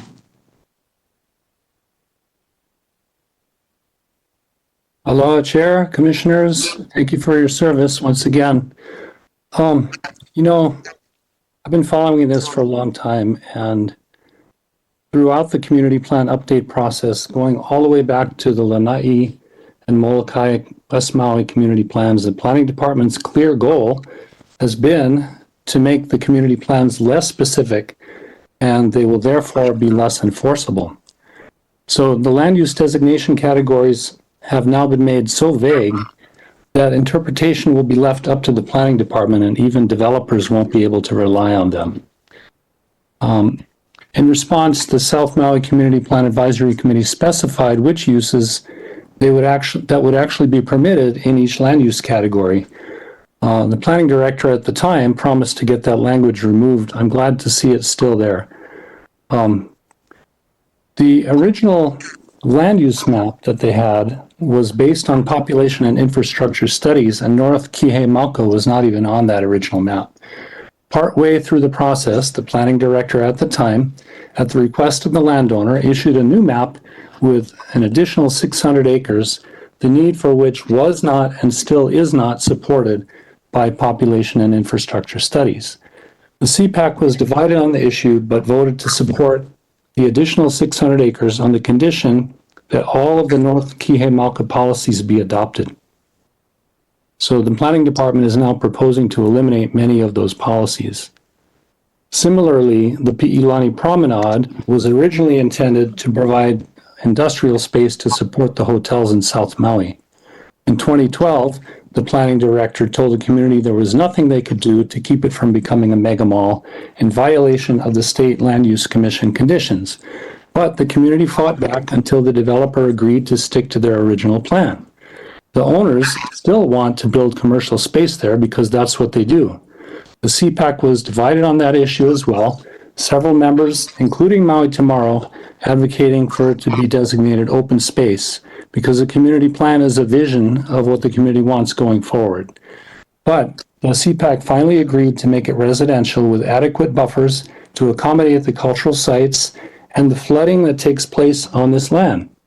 Now the planning department is proposing to override the community's wishes and designate it small town center and eliminate the 80-20 residential commercial policy, which would allow the entire parcel to be developed commercially. Despite assurances by the landowner, it's possible that there could be no residential at all. The planning department's job is to facilitate development of a plan for the community plan, based on what the community values and based on the hundreds of hours of work that they put in. not to do favors for developers, and not to undermine the will of the community. Time. I feel sorry for the people of South Maui who will have to live with all of this if these recommendations pass.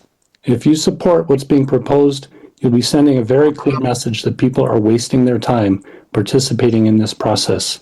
And I'm open for questions, particularly about Pi'ilani Promenade. Thank you.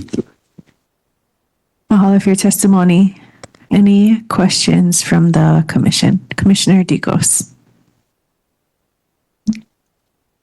Thank you, Chair. Thank you, Mr. Perez. I didn't catch it all, but previous testifiers mentioned something about the land use designation. You can't override that, but it sounded like you described something different, where it had a land use designation that was overridden. Or can you clarify that part a bit with the mega mall? I think you're referring to their attorney's testimony. So there is a stipulation. Our goal throughout the Land Use Commission proceedings was to make them follow the law, which was very plain in the conditions that it was going to be a commercial and industrial subdivision. There was no mention of residential. And so I don't want to complicate this too much, but we were successful in that effort to get them to follow the Land Use Commission the Land Use Commission conditions. And so we all agreed to settle the matter, but that doesn't mean that we would not be supportive of residential here if that's what the community wants. There would be a process where you'd have to go through, and the Land Use Commission would have to amend their land use designation. And we would agree, if the community wants it to be residential, we would agree to that. But it's really important that you realize that what is proposed is not only the switch to small town center, but also the elimination of the ratio in the policy that said 80% residential and 20% commercial. So that's what isn't being really emphasized, and I think you should take a good look at that, because that's what community wants. That's consistent, I believe. I'm not going to speak for Randy Wagner, but I think it's consistent with what she said as well. Thank you for that. And that was my second question. Where's the 80-20 reference? In the policy, in the planning department's recommendations, there's I don't know what page it's on because I just have it copied into my computer right now, but it's policy 3.5.8. Says it's the intent is to require an 80-20 residential commercial split pursuant to the small town center definition. Okay. And then that is supposed to be deleted. Okay. Thank you, Mr. Perez. Thank you, Chair. Thank you for your question. Any other questions from the commission? I'd just like to, for clarification and to put it all out there. So were you, Mr. Perez, or Maui Tomorrow part of the settlement agreement? We were interveners at the Land Use Commission because the planning director wasn't going to follow the law. So we had to intervene. Okay. Not the current planning director, the old one. Make that clear. Thank you. Thank you. Seeing no further questions from the commission. Thank you again for your testimony. Okay, mahalo everyone. Thanks again for your service. Next testifier is Vernon Kalanikau, to be followed by Stacy I. Hello, you guys can hear me? Yes, please go ahead. Okay, right on. Vernon Kalanikau, representing myself of Kulakai. I wanted to comment on the 3.5.1, and this is the one support the establishment of a diverse stakeholder committee to guide the development of North Kihei Mauka. So that section, what I wanted to offer a change is number 5, cultural practitioners. And mahalo Leahi for covering some of that stuff, because when I look at cultural practitioners, I believe I I want a cultural advisor or cultural consultation. And maybe I missed this when it got in there, but what I don't like about it is because any Malahini can go someplace Hilo, UH, learn, come back 5-10 years, and then learn from one Kuma and they become a cultural practitioner. So we have to look at people of the land, taking to the land generationally. So I suggest further on, and even when we talk about the 2.5 chair, when we come up with OEV department, we can touch on that kind of stuff that we got to change that. So right here, right now, for number 5,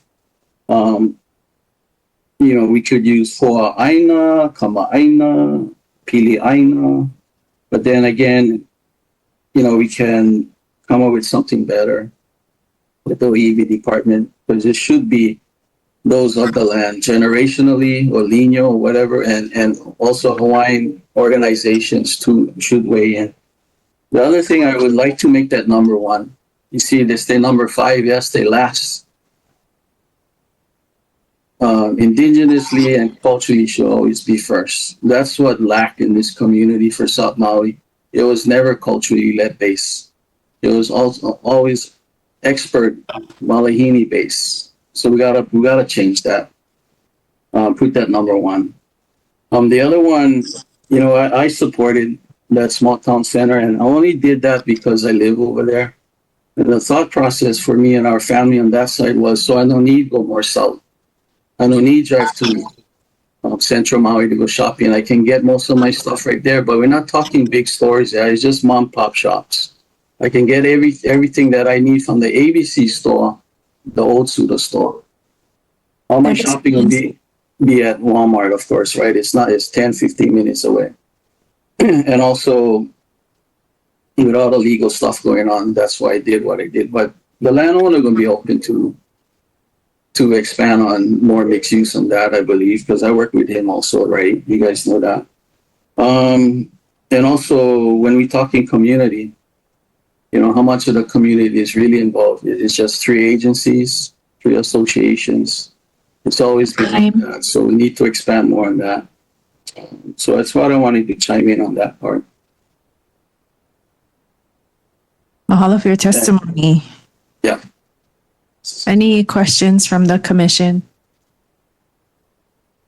I just want to make clear that when you say you supported the small town center, that's for the Pi'ilani Promenade area. Yeah, the Pi'ilani Promenade, correct. Okay. And I have been involved with that since day 1. So, okay, thank you. thank you. Further questions from the commission? Okay, seeing none, mahalo again. Yep. Okay, last testifier I have signed up is Stacy Alapai. Aloha. Thank you for allowing us to give feedback about some of these revisions. I have a couple of concerns about the revisions proposed to the South Maui Community Plan language. I admittedly only got to read this earlier today, so I haven't been able to do a deep dive in all of the revisions, but it appears to remove all language that would allow for accountability to the Kihei Community Association's design guidelines and the South Maui Community Advisory Committee's recommendations. And in essence, deleting this wording under the guise of being clear and concise removes the specificity that we as a community need in order to protect our intentions and hold not just this commission and the county, but the developers that we partner with accountable to enact the will of the people who've spent a lot of time on these committees and part of these associations, giving their mana'o and making these recommendations to benefit all of us and trusting this commission to enact the recommendations. So by removing the specificity and the requirements, we're allowing for lots of room for interpretation by developers to interpret the language however they see fit or however best fits their profit margins at the time. So in this case, I think the flexibility is actually a problem. And for me to get more specific, removing the language defining what affordable is of being like 30% of total income and replacing that with a range of housing types and price points. It allows developers to define what they think is affordable, and by removing that specificity, they're able to build housing to suit a range of housing types and price points, which is super vague. And on that same note, the previous language says 80% residential and 20% commercial, and that rule protects us by saying that any developments needs to be 80% residential, and removing that specificity and designating it as a small town center technically allows a developer the flexibility to develop as much commercial property as they want. For example, they could build a mall on that land and not any housing. So I think the Planning Commission would benefit from keeping that specificity in there so that it can hold people accountable and truly reflect all of the time and efforts of the Kihei Community Association and the South Maui Community Advisory Committee's recommendations. The vagueness kind of defeats the purpose of developing a plan in the first place.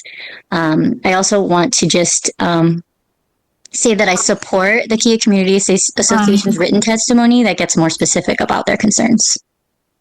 Mahalo. Mahalo for your testimony. Any questions from the commission? I do have one follow-up question. I didn't hear you say it. Are you a resident of South Maui? I currently live upcountry, but I used to live in Kihei Villages and moved out of there because of the congestion. Okay, thank you.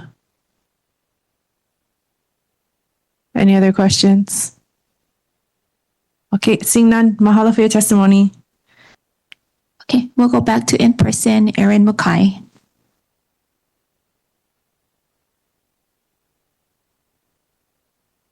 Hi, good afternoon, Chair, members of the Commission. My name is Erin Mukai of Pacific Rimland.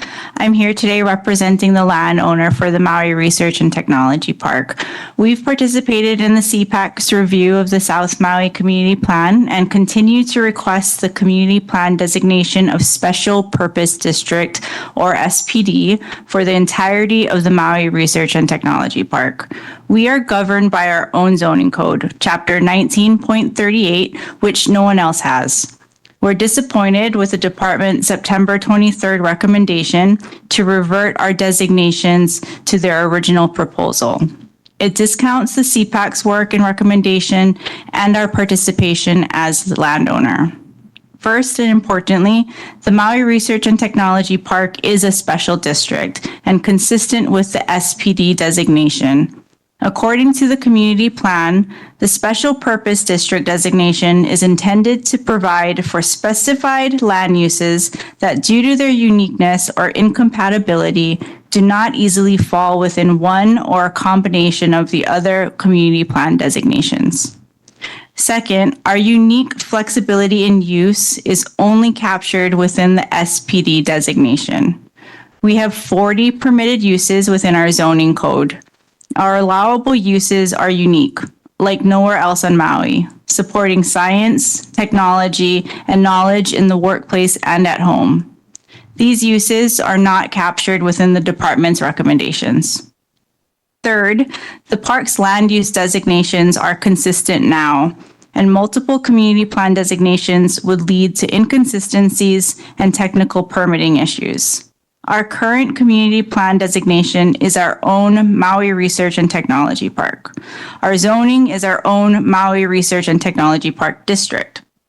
We already have a controlling plan map, which is based on meets and bounds. That's part of our zoning code and governs our uses. All this makes land use regulation clear. There's a less chance for disagreement or misinterpretation. We do not need multiple community plan designations to add unnecessary complexity. The special purpose district for the entire Maui Research and Technology Park is the best and only solution, and we ask that you not support the department's recommendation. 30 seconds. Really appreciate the time to be here today. We did submit written testimony online. Thank you. Mahalo for your testimony. Questions for the testifier? Okay, seeing none, thank you again. Rory Frampton.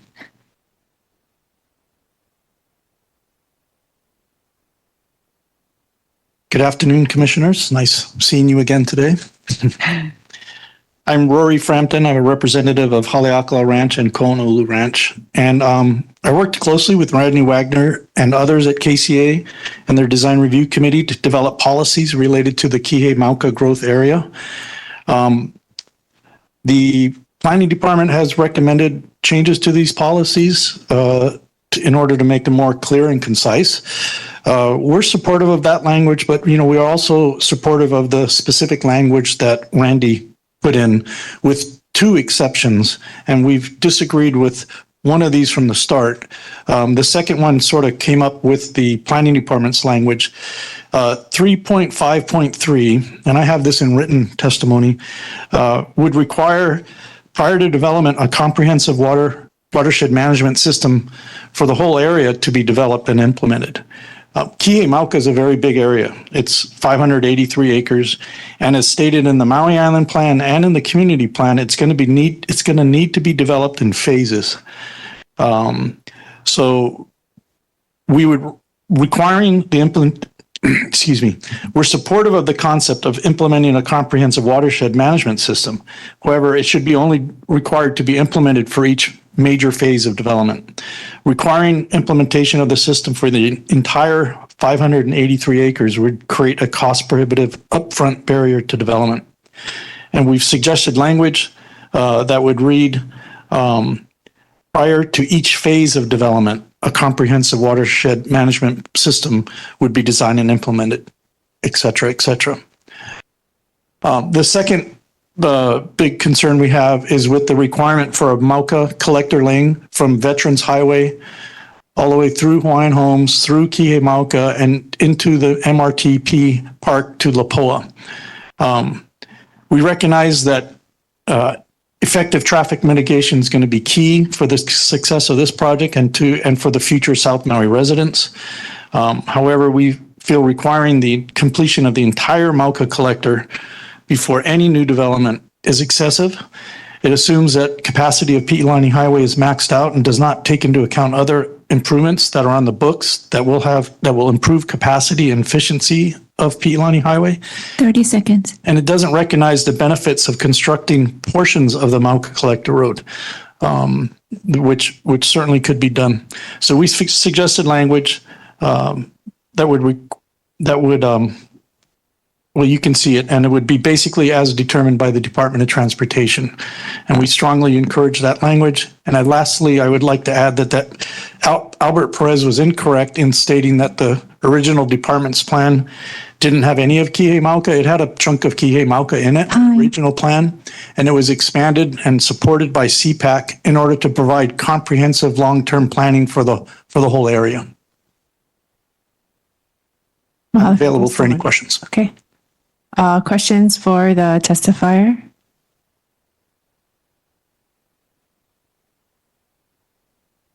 Thank you. Seeing none, thank you. Thanks for all your work. Mm-hmm. Oh, hold on. Commissioner Dicos. Sorry about that. Thank you, Chair. Thank you, Mr. Frampton. You mentioned the watershed management plan should be done in phases. Like what? And you said 583 acres was too large a parcel. I know other watershed plans, I believe, are much larger than that. What size do you think is acceptable for a watershed management plan? When we come in, the project's going to be developed in phases over many years, if not decades, and it would be enough to address each phase of development. You want to put the drainage infrastructure in first, obviously, before you come in and do the development. But we haven't specified the specific phasing yet of the project, but it would be done that would all be outlined in the comprehensive master plan, which would include an infrastructure phasing plan. And that would be addressed in detail at the state district boundary amendment and the county change in zoning processes. Okay. All right. Thank you, Chair. Thank you. Sure. Any further questions from the commission? Okay. Seeing none. Thank you again. Thank you. Thank you, Chair. That's all that I have signed up. Okay. Last call for testimony. We have somebody stepping up here in the gallery. If there's anybody online who wishes to testify, please write your name in the chat.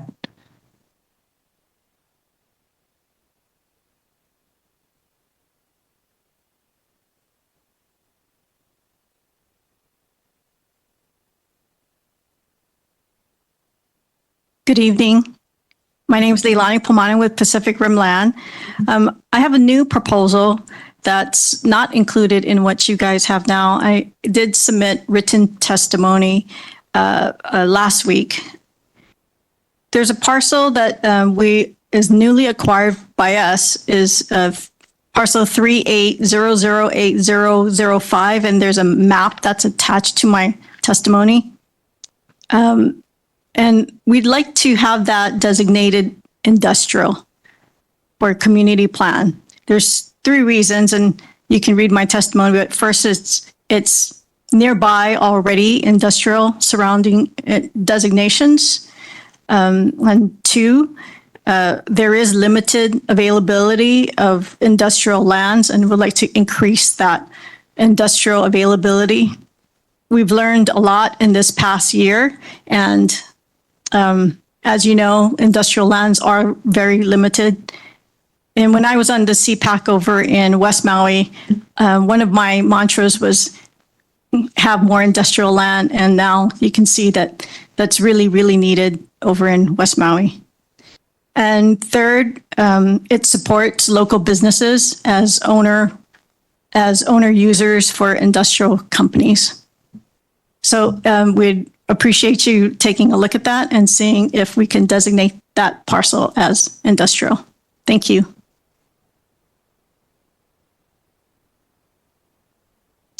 Thank you for your testimony. Can I ask I'm trying to match it up to the map that we have. What is the current proposed? It's agricultural. Okay, thank you. Any questions from the commission? Okay, seeing none. Thank you again. Thank you. Okay, is there anybody else who wishes to testify? Anybody sign up in the chat? Nope. Okay, last call for testimony. Going once, going twice, 3 times. Okay, testimony is closed. We have now gone past 5 o'clock. I would like to give my commissioners a break. Let us have a 13-minute break. We'll come back at 5:15. Welcome back, everybody, to our Maui Planning Commission meeting of Tuesday, October 8th, 2024, regarding the South Maui Community Plan. We are into section 3. We've closed public testimony, and we will start working our way through this section. There's been people asking, how are we going to tackle this? And my approach I have in mind is to just go in order as we've been going through the whole plan, starting with section 3.1.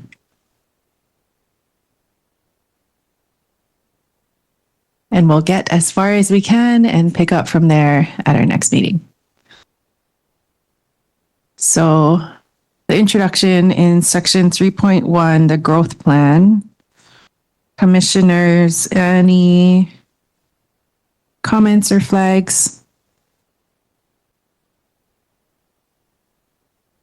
While everybody's looking through their notes, I was just wondering about the first section of the background. The population of South Maui is expected to grow between 3,700 to 6,100 new residents. I was wondering if we could put in like a reference point, like from so many thousand, grow from so many thousand people by this much.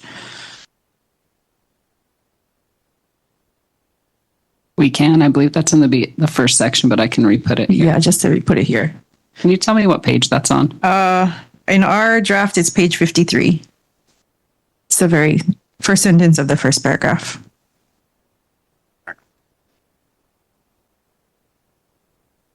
Anybody else, any comments? You can go to the next page.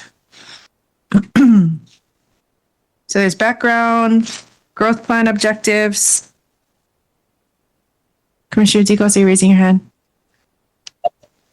Yeah, I had one question for the planning department. So we often hear about the growth curves and we expect, and is that how we're planning? We're just based on the curve, we're going to build to match the curve, or is there an ideal balance, carrying capacity? Is that any of that incorporated into the planning? The planning department needs a carrying capacity analysis, but the growth curve is just based on the historic trajectory. I will note that South Maui actually saw a decline in population in the last few years, and there's ample space in the community, in the current community plan, to accommodate the anticipated growth that was in the original anticipated growth. Okay, and you said you have a carrying capacity analysis, or you need? We need a carrying capacity analysis. Okay. Thank you, Chair. Mm-hmm. Yeah, and I apologize. I didn't give commissioners a space to ask questions of the department after we heard all the testimony. So if you had any questions that you wanted to ask the department, please do so now.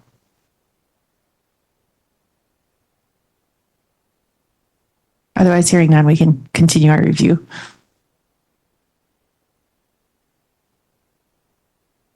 Okay, under growth plan objectives, still in section 3.1, kind of the middle of the paragraph of the first paragraph. Such and such that make South Maui a special place to live, work, and play. I was wondering if we'd add in learn, live, work, learn, and play.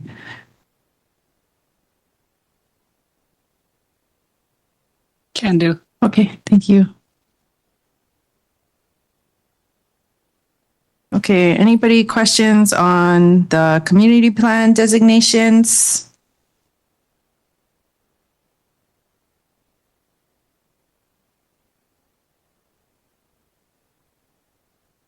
Commissioner Dicos. Thank you, Chair. I had one question about small town, and small town centers. What is allowed in a small town center? I guess I should read. If you have the plan in front of you, you can look at page 61. It has some bullet points of appropriate uses. Does a shopping mall fit?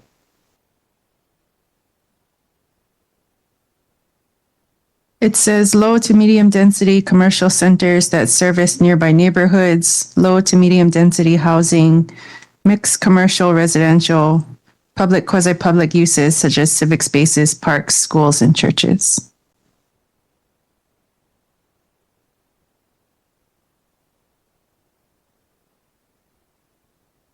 Okay, so it's a bit up for interpretation.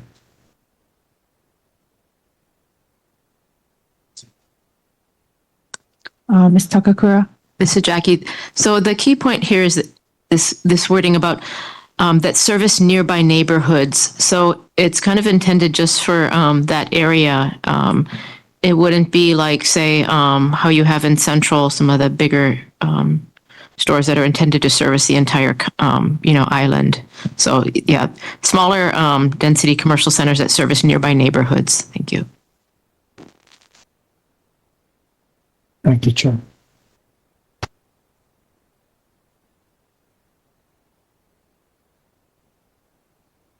Any other questions on the definitions of the land use designations?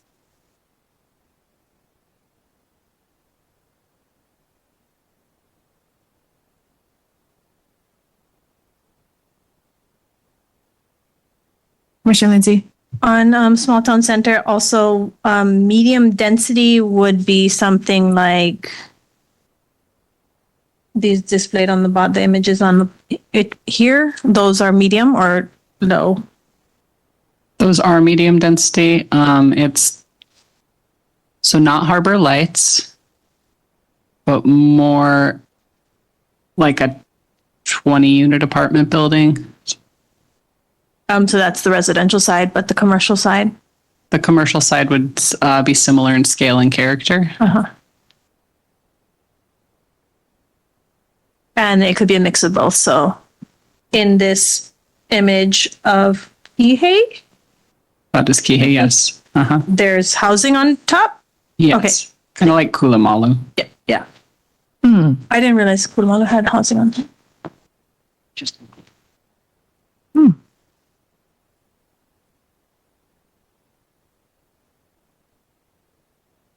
Okay. Commissioners, any other questions on the definitions of the land use designations?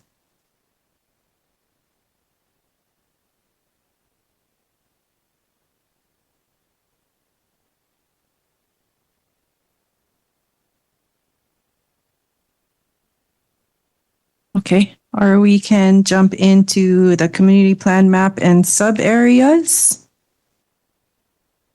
Everybody good with that? I guess before we get too far, or before we jump into the maps, I do want to say that I intend to recuse myself from discussion on the Maui Research and Technology Park. Our I guess my business partner does work for Lipua. It's social work. So to build social gathering opportunities to build the community of people who work in the park. It's not anything to do with the planning of the park or anything like that, but I'm thinking that in an abundance of caution, I'll just stay out of the discussion unless anybody thinks that's okay. Corp Council, is that a Hopper question? It's typically a corporation council question, but I think that they usually ask if there's some financial interest in this area. And so if you don't have some sort of financial interest, you should be okay. But typically you don't vote anyway, so you might be all right. Yeah, I just won't vote. I'll facilitate the discussion, but I won't vote on the land use designations for the park. But I will say, like, almost all of my summer jobs from middle school all the way through college were in South Maui. So I have lots of familiarity with South Maui. And I would say my summer jobs from like freshman year in high school all the way through college were centered within the technology park. Chair, this is Michael Hopper. I think it's entirely appropriate if you're not comfortable in that case to, if you want to have the vice chair handle that portion or Chair Pro Tem, if he's not available, that's fine.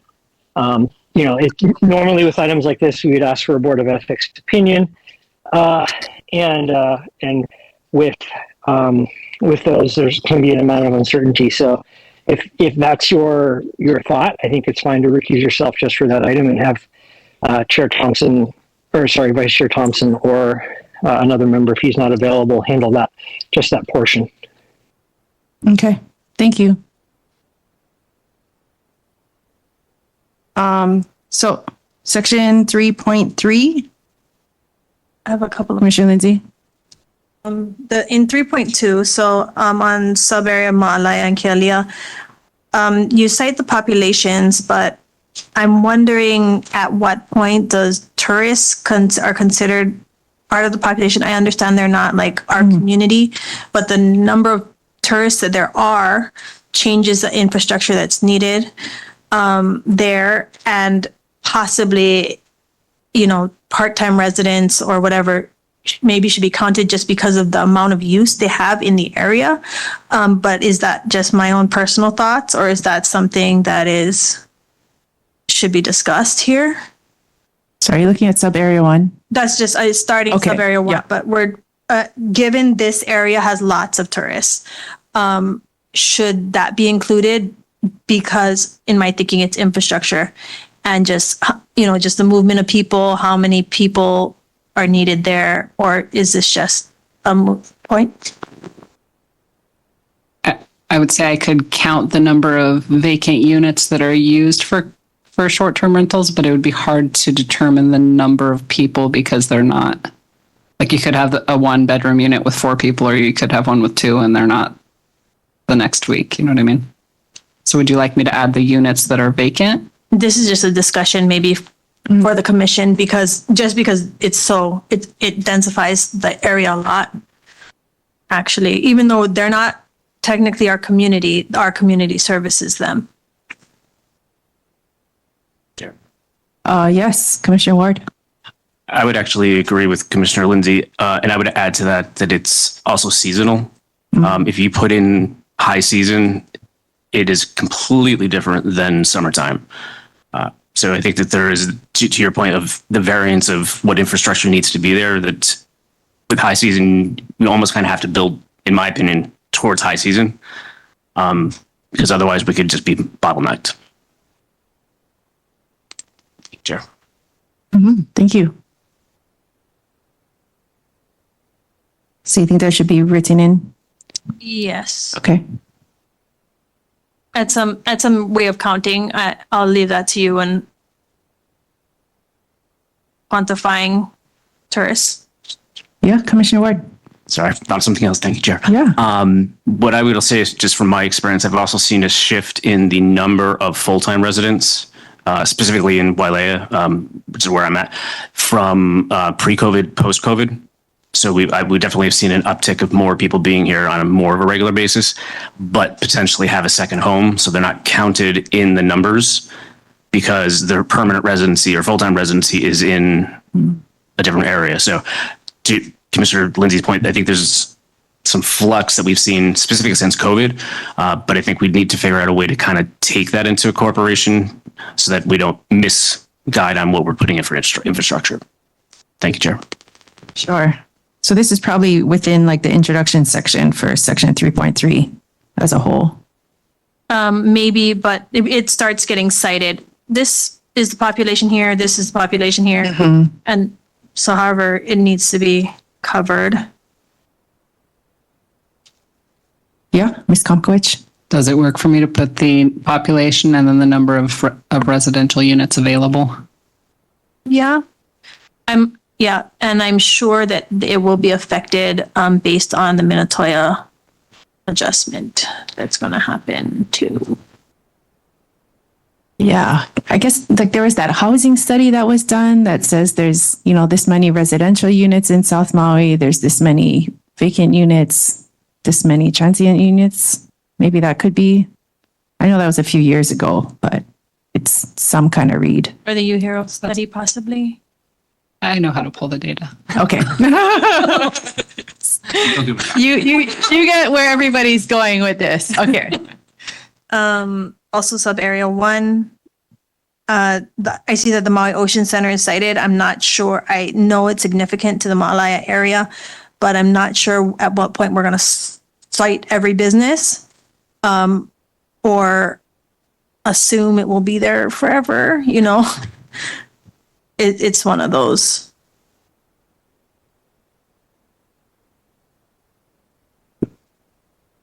If I remember correctly, this was added by CPAC, but I don't know if that one was in there originally. I know that all those dates were something that were added. And that takes up like a third of that property. Yeah, I agree, but like if it's still a business, so should we cite it is a large business there? I don't know.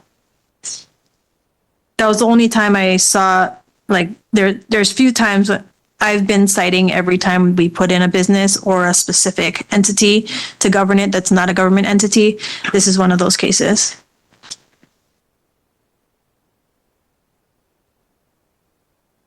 Sort of related to that, I'm wondering if this should mention like the Ma'alaia power plant or the wind farm.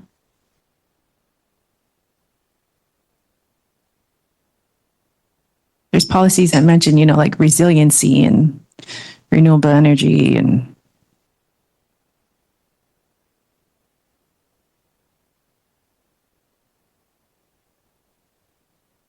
I think the wind farm's on the other side in West Maui.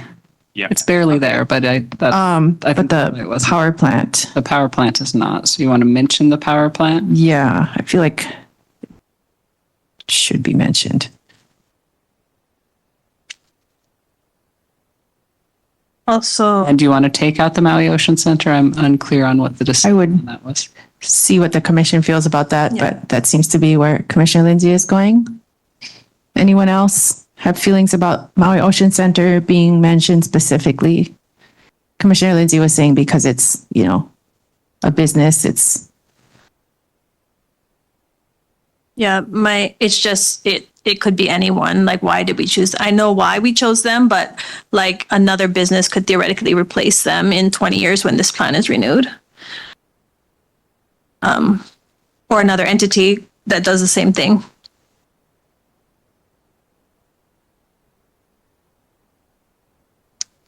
Commissioners online, can you weigh in?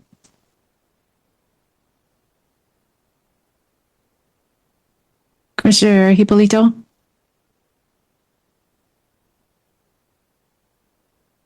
Chair, I'm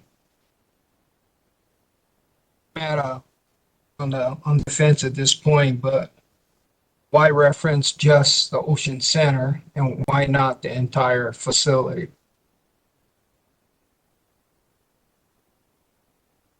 The Ocean Center is part of the Malaya Center.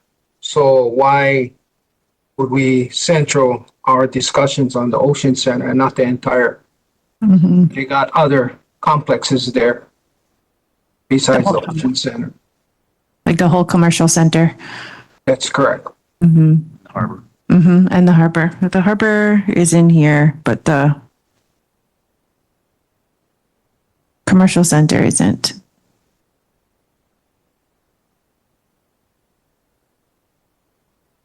Thank you, Commissioner Hippolito. Commissioner Dicos, then Vice Chair Thompson. I agree. I think the intent was to reference that whole market area. So I agree it probably should be changed to something else to represent the entire commercial outfit. I support that.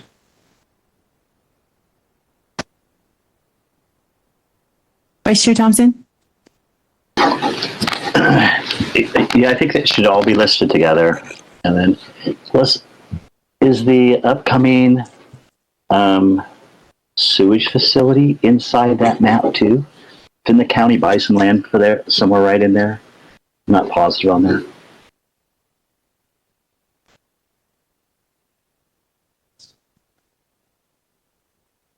There's one in Central. There is one in the works there, but it's not in the map because it's not in the map. Does it need to be? Not until it's there.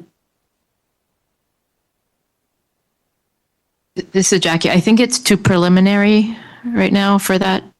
That's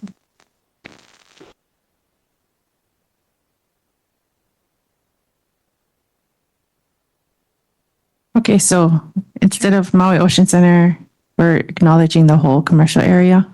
Vice Chair? Commissioner Lindsay. I would request we just remove it completely instead of acknowledging the entire commercial area, because when we start citing commercial areas, we should just cite a bunch of commercial areas. So we don't really want to go down that road of citing all commercial areas and businesses.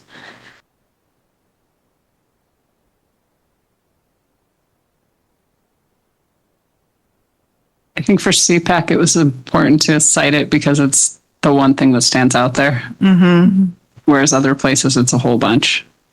I get where you're going, but I just mention. I know why it's there, but I'm like, we're citing businesses. Why are we citing businesses? In this section also, on 2.5.15, there's support the restoration of Pu'uhele. Puuhele is in Malaya area. It is not mentioned here.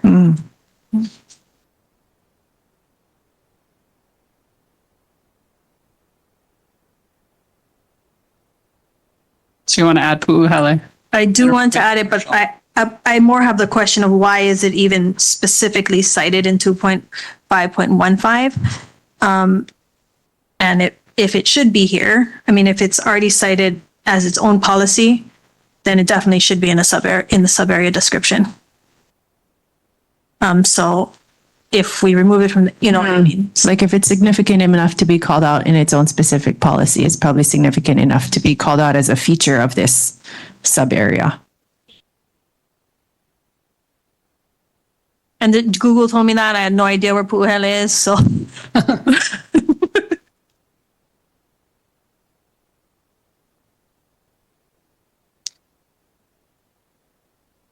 Back to the commercial center thing, I feel like it might be worthwhile to mention it here because it is like the only, within this sub area, it's like the only other thing besides the strip of residential, and like it's like what is in Ma'alaya.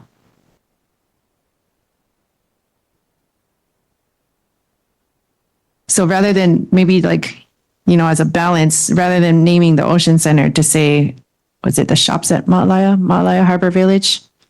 I would say we should keep Maui Ocean Center over citing the shopping mall.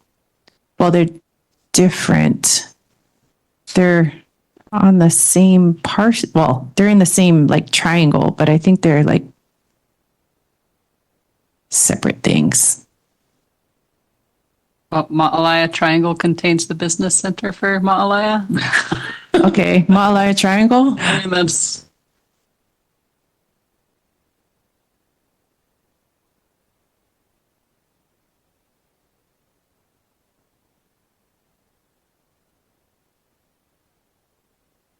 It is good to recognize that this is just the description, what's there. It's not the legal part. Yeah, but I don't know. It's like calling out It's the major important. like features Yeah. of this sub area. I feel like that is like the built thing in this area that you like see from the highway and people pass by it, and it's part of the activity that happens in this. Another significant feature I would say is the old mill or the old sugar cane thing. But I don't know if we're even bringing that forward. So, but I'm fine leaving that out. Yeah, two.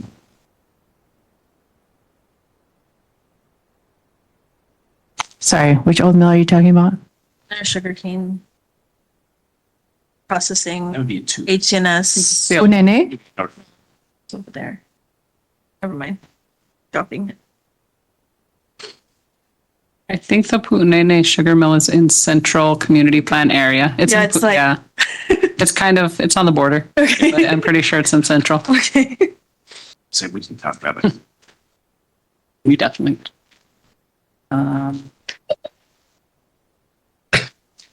Chair, It's Commissioner Tikos. can we just say the Maui Ocean Center and surrounding retail, Commercial. Surrounding commercial. area. surrounding commercial? Commercial center? Okay, I'm nodding from Commissioner Ward.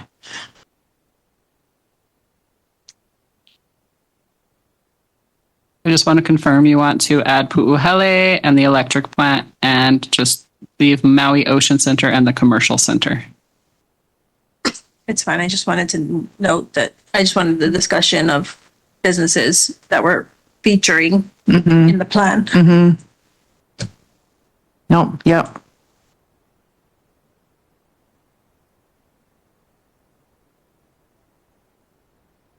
Commissioners online? You okay? Okay. Thumbs up from Commissioner Tikos. Thumbs up from Commissioner Hipolito and Vice Chair Thompson. Oh, on all the maps, I'm wondering if we should have a compass rose. Should. Okay.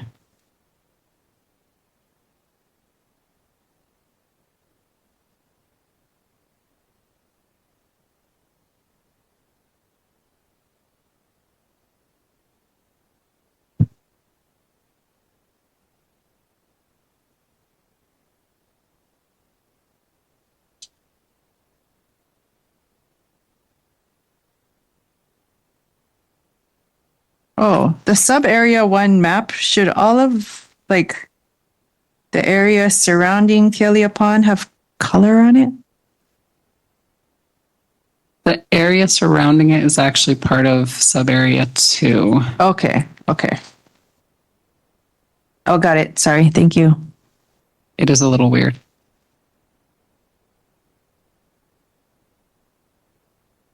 Also in the sub areas, I want to encourage the use of the Hawaiian names over the modern names, or I don't know, put those names back into use. Which are you talking about? On the map here is like McGregor Point is here, but I'm not sure if there's another name for it. I don't know it. There is La Perouse in McKenna that is cited here.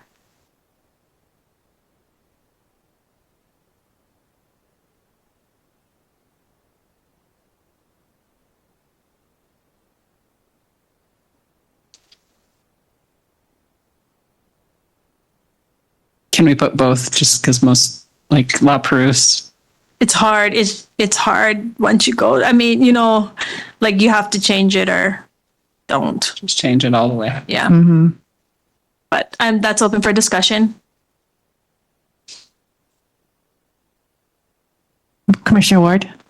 So I know that there is an initiative to actually do that. It's actually starting with a specific facility. So that's going to Parks and Recs for review. I'm not sure if it's been submitted yet. So I know that there's an initiative by some individuals to start that initiative. So I would support it being put into plan. That's where I was going. Sorry. Using the Hawaiian names? Yeah. Okay. Commissioners online, your thoughts on using the traditional Hawaiian place names instead of things like La Perouse? Okay, thumbs up from Commissioner Dicos, Commissioner Hipolito, thumbs up, Vice Chair Thompson. Okay. And this is across the board throughout the plan. Okay. Sub area 2.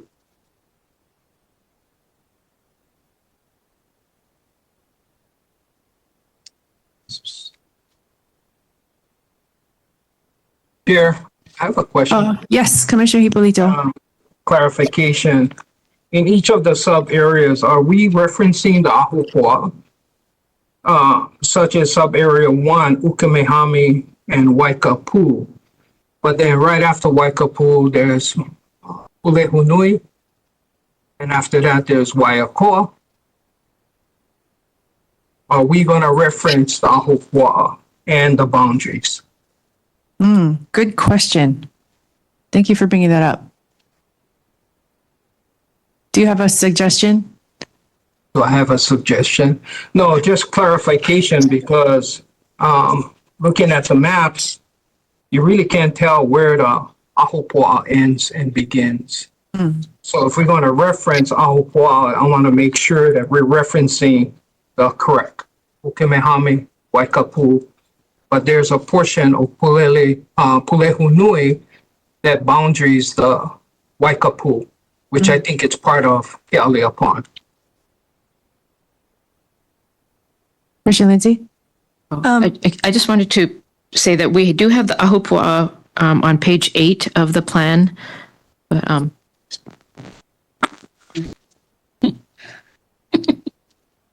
I Commissioner Lindsay?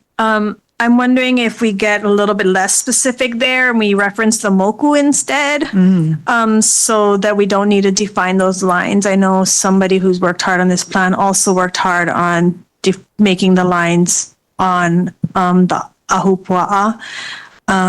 But in order for this, I don't know if we need to be that specific. Although I support it. If we all support it, I support going with the ahupua'a, but maybe starting with the moku. Commissioner Dicos? Yeah, I really like the reminder tying this section back to the beginning, just as we talked about watersheds and the connection with everything. I think it's helpful. I know it probably gets pretty busy on the map, but I do like that suggestion to remind us all how everything's connected. Whether it's the moku level or the ahupua'a level, probably ahupua'a is probably a little more resolute.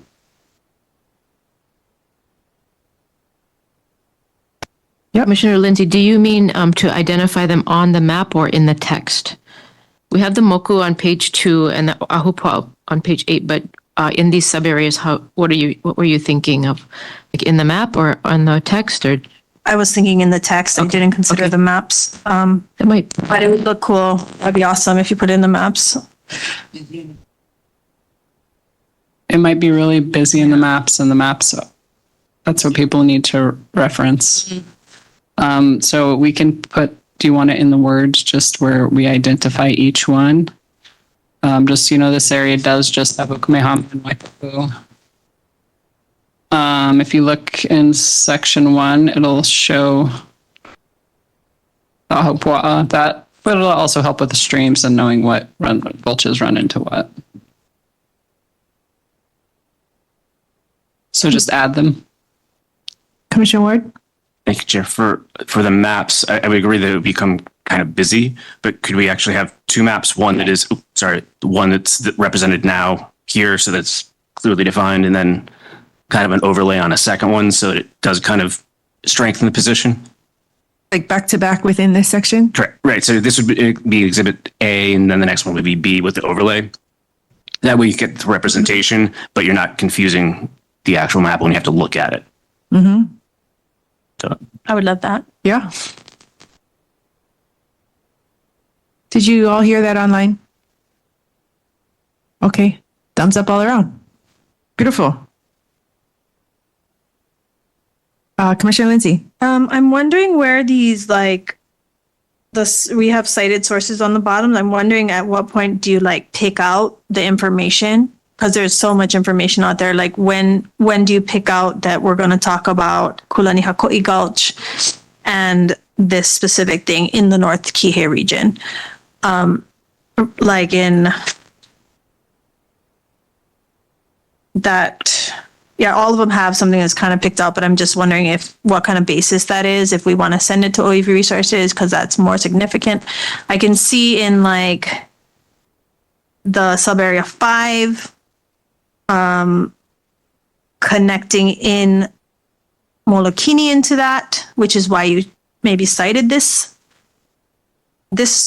event and story, but all of them have so many stories and stuff. I'm just wondering how it's chosen, why it's the one that was chosen. The descriptions of the sub area we worked on with with Katanoi. Mm-hmm. Okay, I'm just, as long as there's some sort of basis and there's lots of information. That's because Pu'uala'i and Molokini are related, so that's why that's connected. Pu'uhele is the father, so there are connections throughout, and so we could make those small connections. You also don't want the plan so long that nobody looks at it. Yeah, balance to be struck.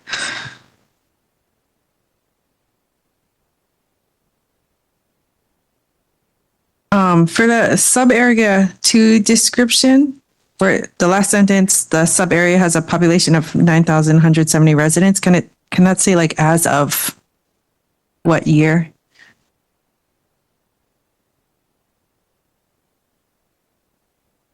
And maybe cite the source Yeah. in all of those. Yes.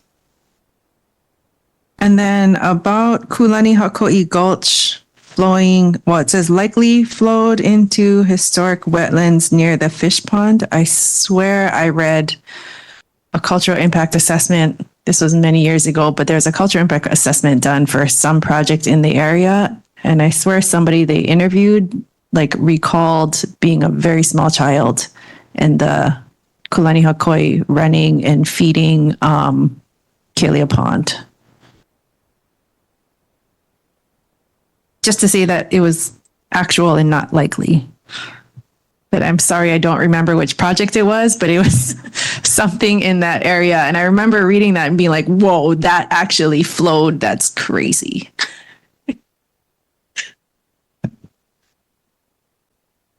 I'm having a hard time finding it, actually. Is this on page 78? 76, sorry. 76.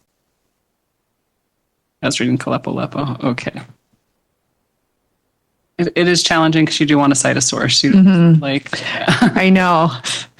It's out there. Somewhere. I know it's out there. It has a source cited.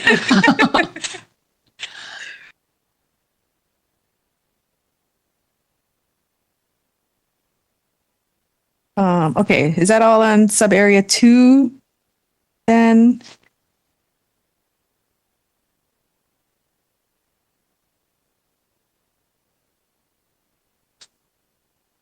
Sub area 3. Commissioner Lindsay, you were asking, you can go through the maps now or you can go through them later. That's kind of when you guys are ready to discuss land use is the appropriate time to discuss it. Mm-hmm.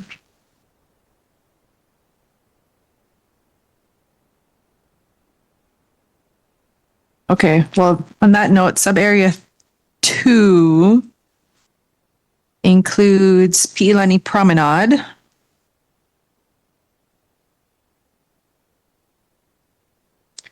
So commissioners, do we want to talk about the maps now, or do we want to just talk about the descriptions? Commissioner Ward. Just based on CPAC experience, I would suggest let's get through the text. Okay. So that way we don't get bogged down in a specific area. That way we kind of have the same flow and we can go back. It also gives us a little bit more time to think about some of the sub areas. Yep.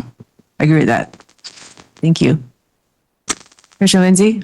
I also did not come prepared to break down in that specific. Okay, so we will stick with the descriptions then for now. And we can drill into maps next time. Yeah, which is actually good because the descriptions give us an overview of what is in each place. And if we can get a good foundation there, then that will help us go through the maps. Okay, so with that being the case, sub area 3 description. Excuse me, Chair. Yes, Commissioner. Can I go back to sub area 2? Yes. Looking at sub areas prior, or 3, 4, it references Ahupua'a. Subsection 2 does not reference any. I would like to see some reference. You want me just to start each area with? Sure. Yeah. Yeah. So, Planner Kamkwich, Commissioner Hipolito is suggesting she'll just start each of these descriptions. She will start with an overview of which Ahupua'a are covered. Thank you, Chair. Okay. You want Moku and Ahupua'a? Yeah. Moku and Ahupua'a? Yes. Okay. Thumbs up for Commissioner Dikos, I see. And Vice Chair Thompson. And Commissioner Hipolito. Yeah, I guess, on the note of consistency across all these descriptions, so like sub area 2 has a stated population. Okay, and this one too. But yeah, for all the stated populations, can they all say the source and the year?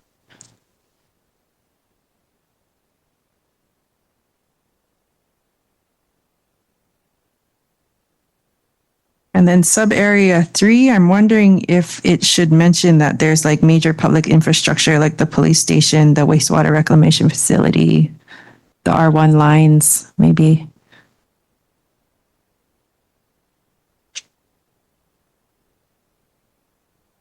Yes. Thank you, Commissioner Lindsay. You need comments.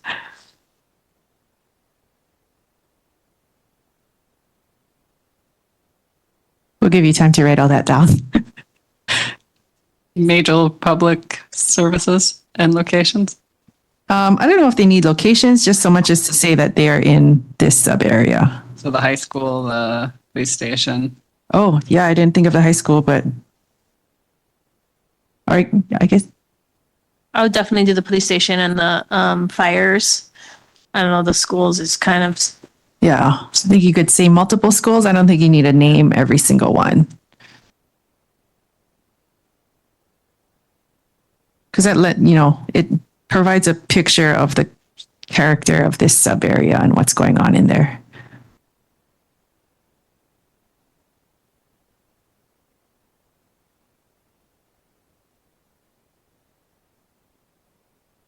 Commissioner Dicos, are you raising your hand? Go ahead. Yeah, I like that idea. A lot of our policies reference proximity to schools and services, and so it might be helpful when we start looking at the maps to be able to glance at the overview and know what's in the area. I like that.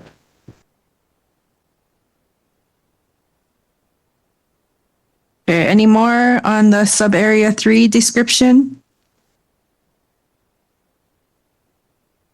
I have a request. Commissioner Lindsay? The layout on this, can you have the sub area and then its map across from it? Is it Oh, yeah. But we're going to have 2 maps now for each one. So if one of the maps could be across, because it's hard because we're like reading it here and then. Yeah, it plays with your brain because you have the different map that's next to The words. Yeah. That's why I saw my eye. Yeah. Yes.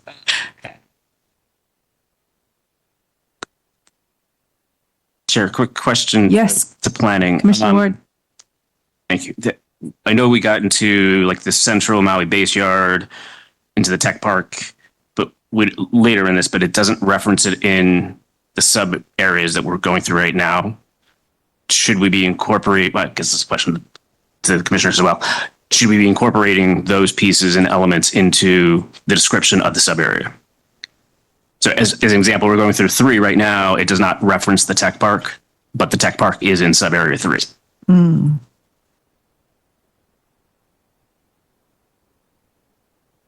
So you're saying if there's like a project district, special purpose district in the sub area, that it should be called out across the board? I would say yes. Not looking at this again from a year ago of being involved in it. It seems like we're not including components, but then we talk about areas of change later, which we haven't gotten to, but we reference specific things like the base yard, the tech park. Mm-hmm. I think the tech park specifically might be important just because of the purpose of the tech park. And I think, as just mentioned, it's connecting jobs and the school and kind of all those components to the policies. So just a thought. Yeah. No, good discussion. Commissioners? I definitely agree with putting in the tech part somewhere. But I'm not sure if is that a business?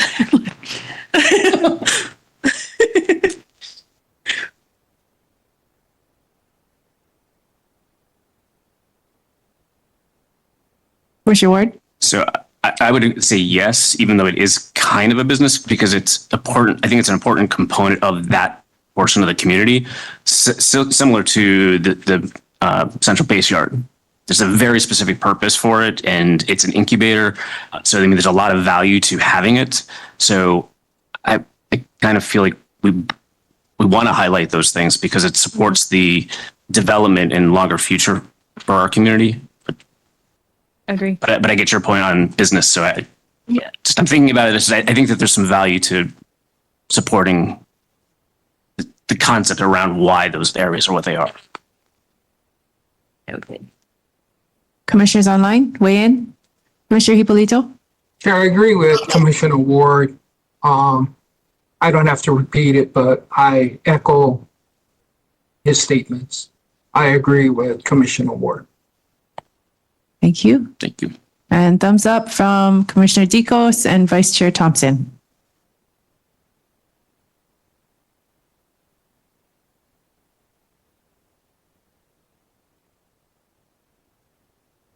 So anything else on sub area 3, or shall we move on to sub area 4?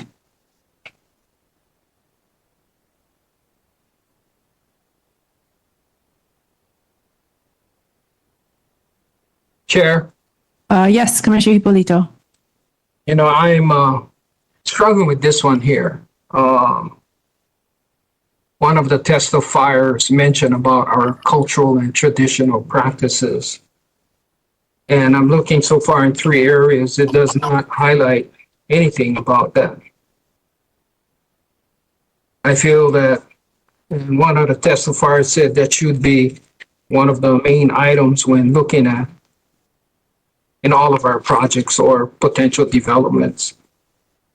So I'm a little struggling on down there, and that we don't have any listing, but we do have, for example, in North Kihei, we have community events, meetings, recreational programs, but nothing referencing our cultural practices, culture and traditional practices. And I think that should be common across all of the South Maui sub areas. So I'm open for discussion. Sure. Sure. Thanks for bringing that up. Commissioners? Commissioner Ward? I would support that as well. And I would actually say that that should be the lead because it's really setting the tone as to what our community is and what we're trying to represent. Then we can go into all the other stuff. But it's making that the forefront. Other commissioners to weigh in? Commissioner Lindsay? I agree with that. In an effort to not have so much information on each description, I'm wondering if you could make like a grid and say population, just as facts. And then you could have a description including like historical use and then current use, so that, you can just check the population, you can check what ahupua or whatever, and then you can, or you can look at the description of the area just ease of readability. And consistency. See a thumbs up from Commissioner Dicos and Vice Chair Thompson and Commissioner Hipolito. Yeah, good idea. Some kind of easy to read, consistent across all of them. And then it's not like you have to pick it out of a 5-paragraph story or whatever.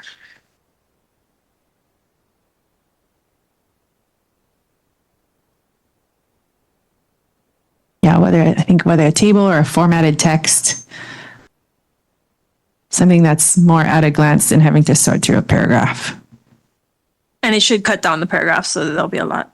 Yeah, then you won't have to have but that's so much narrative. Thank you for what you do. I don't think I can't make any promises for the next 2 weeks, but we can work on it, right? Thanks, Jackie. Anyone out there with high school students, encourage them to go into planning. They can have job security working in the long range division.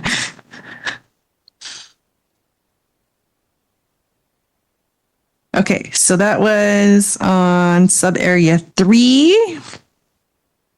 Well, I do think with all these refinements, this will make this plan really awesome. Sub area 4.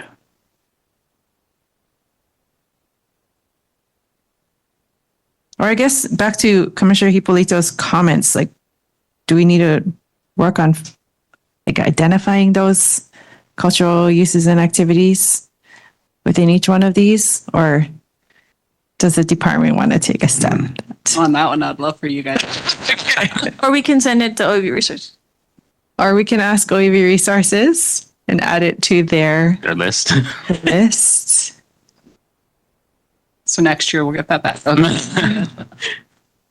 But I guess to help it along, maybe commissioners as homework, everybody could send the department, whatever you know of in that area, and it would help the process along. Bullet points even. Commissioner, Vice Chair Thompson. Thank you, Chair. Should be noted there in the gallery across from sitting there is the largest landholder in Wailea. And he does have some development that he'd like to do in there, along with cultural centers and bike paths and everything else. I'm sure you can't take his testimony in now, but it might be a good resource for all those things. But they're very amenable to working with the community and putting all their affordable housing inside the resort. So, like I said, it's maybe worth that, since he is the largest landholder in Wailea. He's there in your crowd. Yep. We would welcome his testimony. For sure. Written and oral.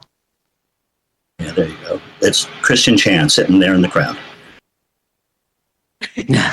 Sorry, Christian, put you on the spot,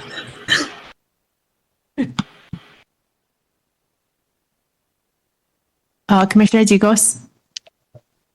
Yeah, I really love as a planning tool the idea of this table, and maybe we can narrow down, but I like having the moku there, the ahupuas, the population, the cultural uses, maybe major streams, gulches. I know that's a lot of work, but that would be such a valuable tool to just get all of that at a glance. Maybe we can decide what categories would be important on that table. Sure, that's a good idea. Well, so far we have moku ahupua'a, population, cultural activities. Should we say public facilities or public Government facilities? or public service. Public services, government services. Maybe. It's hard going down the government services. Mm-hmm. Yeah. Major government facilities. Major government facilities.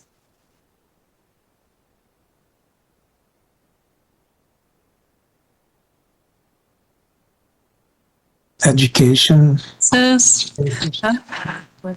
Education. Do you think that would fall under major government facilities? It's probably. If it's a private school, does it? Right. So, which we do have a private school. That's true. I would say that actually having education as its own little box, I think would make it easier to identify as we're looking at maps. Because I'll use Wailea as an example. We don't have any schools. We don't need any schools because the population is a very different demographic. So I think it would help very quickly to say, no schools doesn't make any sense. Or there is a school, it makes sense type of thing. Okay. I would stick to public schools maybe. Private schools is going to get messy. I think we only have one. There's two. There's HTA. But HTA is That's a charter school. harder. Yeah. What is? So I have to list that. Or do we? What if we just say like education and it's just a yes, no kind of. Yeah, or say K through 5, intermediate, high school. Again, we only have one area. Only one of the sub areas has schools. Right now. Well, two kind of between 2 and 3 is. Yeah. Oh, wait. 3.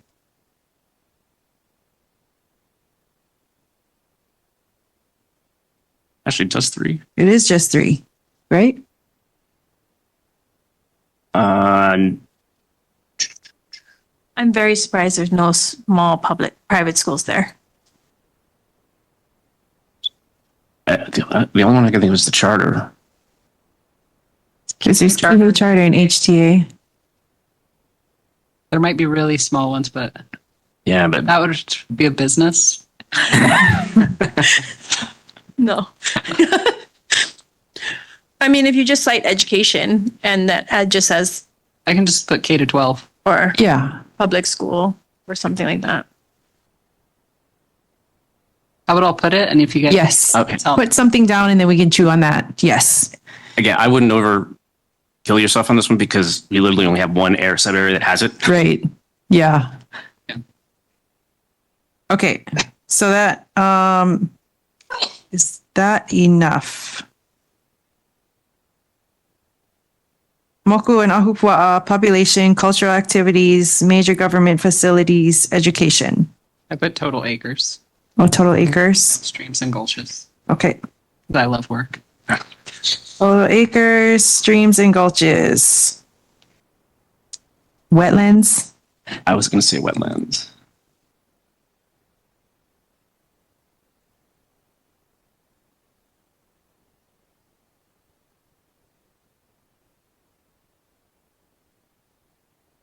Or like environmental features or something like that. So it's all encompassing because there's that pu'uhele as an example. Significant features.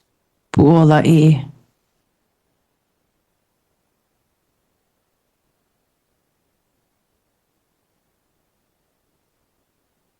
Maybe it should have a significant features section and then like the kind of specific things. Or geography. I feel like that is messy. It's gonna get pretty. Okay. Can you think of something and then just. I'll put it out there if you guys Yes. are missing anything. Yes. Can I- Yeah. Perfect. Yeah, perfect. Thank you.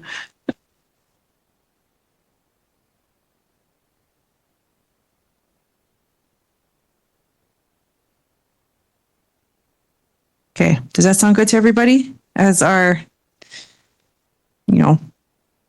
topic areas for each of these descriptions? Decos. So, Mr. Dicos? yeah, public services, would that include like a wastewater treatment and utility? Yeah. I think so. Yeah, we had major government facilities or like infrastructure and utilities. I don't know. I was actually just now, Mr. Dicos just said that, thinking about the fact that the R1 lines stop at the tech center, but most people don't know that. So as we're making decisions about infrastructure, that may be a good delineation to understand where wastewater is, where we have, I'm drawing a blank on wells, just kind of those things that kind of have impact on what decisions we might make suggestions on. Mm-hmm. Sorry, Karen. She's kicking me under the table. Just keep kicking me. Again, just as an idea that because like I was unaware that the R1 line stopped.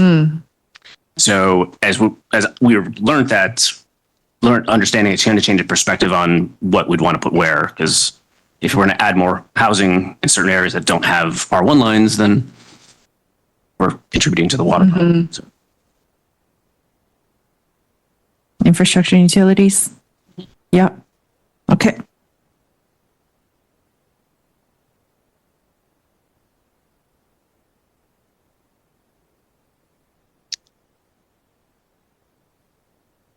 Perfect. I think we are on to sub area 4.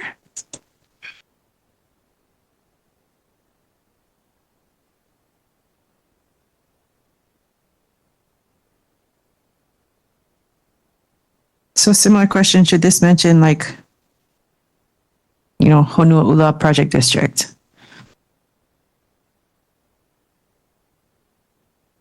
Or no, because it's just more residential and commercial mixed? So interesting you asked that, because I brought that up because in one of the maps it's attached to Wailea, but it's not part of Wailea as far as how that subregion is defined. And I think if I remember, we just decided it wasn't that critical.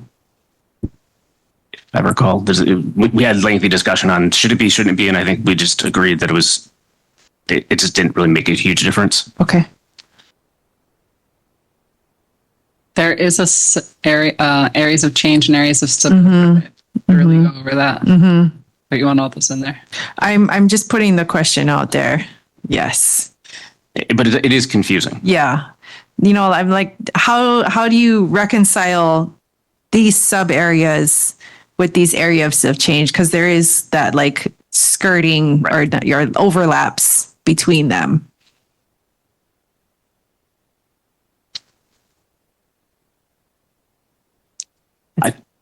Personally, I think it should be included because it creates more of the inclusivity of the wider community versus just a specific subsection. I would also propose that for the sub-area 4, that it talks about that this was intended as a planned community, as a resort. I'm not sure why we didn't put that in there. It's here, the last sentence in the first paragraph. Planned as a resort community and this legacy remains. Okay, I missed that. Or maybe say like Wailea was planned as a resort community instead of it, just to make it more specific. Because and the reason I mention that is that I think sometimes people forget that that was the intent. We might not like it, might not agree with it, but that's what the purpose was.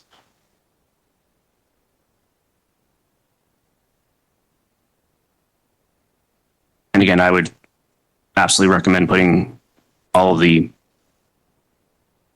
native information first and make the Wailea stuff less important. It's important, but what's most important first versus the verse. Sure. Thank you.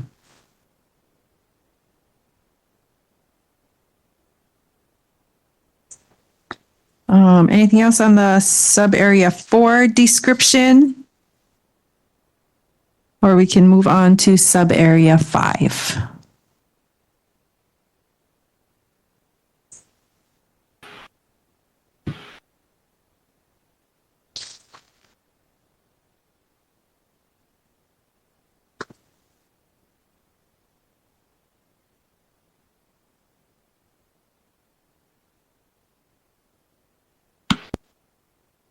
Vice Chair Thompson? Yes, Chair, can I excuse myself? I have a small water emergency and 6 families need water. Yes. Please go ahead. 1, 2, 3. Right. We still have quorum. Yes. Thanks. Good luck with that. Okay. Sub area 5. Commissioner Dicos. I was just, sub area 4, is the boat ramp? Is the Kihei boat ramp in there? It's pretty significant. Or is that? That's in sub area 3. Oh, okay. But that's actually a really good point. Yep. No, good point. We'll add that.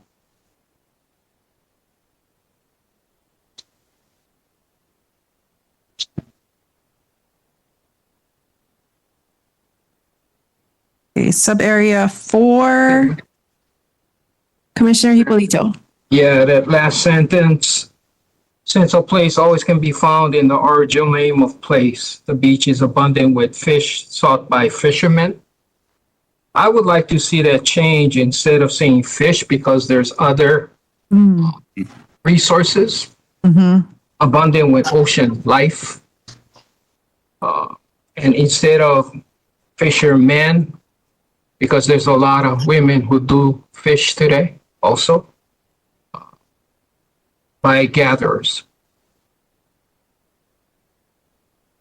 Now, I'm open to other words versus gatherers, but I would like to take out fish and ocean life. Can I comment? Yes.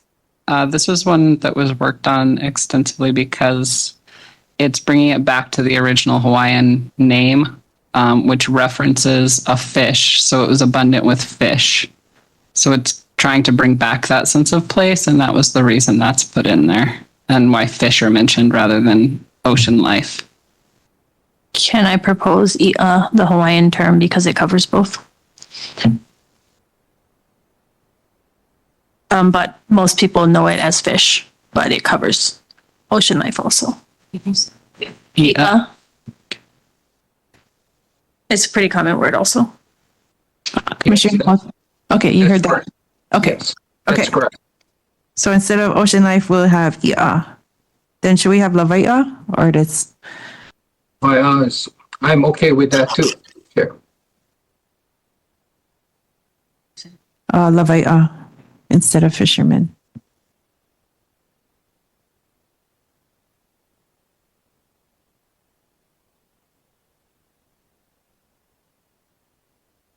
Thank you. Good comments. Anything else on sub area 4?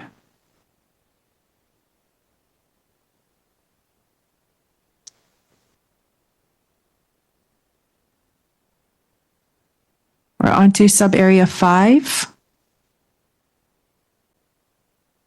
Just putting it out for discussion. I was wondering if this should mention the McKenna wastewater reclamation facility. It's private, but it's infrastructure and it, has an effect on development in the region. Anything else on sub area 5? On to sub area 6. For the second to the last sentence, Kione'io Bay, maybe delete or La Pruse Bay was where the first European stepped foot on Maui shores. Or I proposed erasing the entire sentence.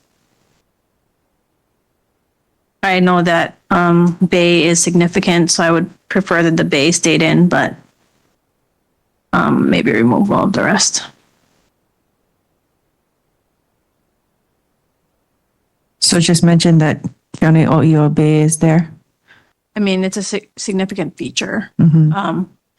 And the history makes sense, but in an effort to put the Hawaiian first, I'm not sure of the associations with La Pruse and historical things.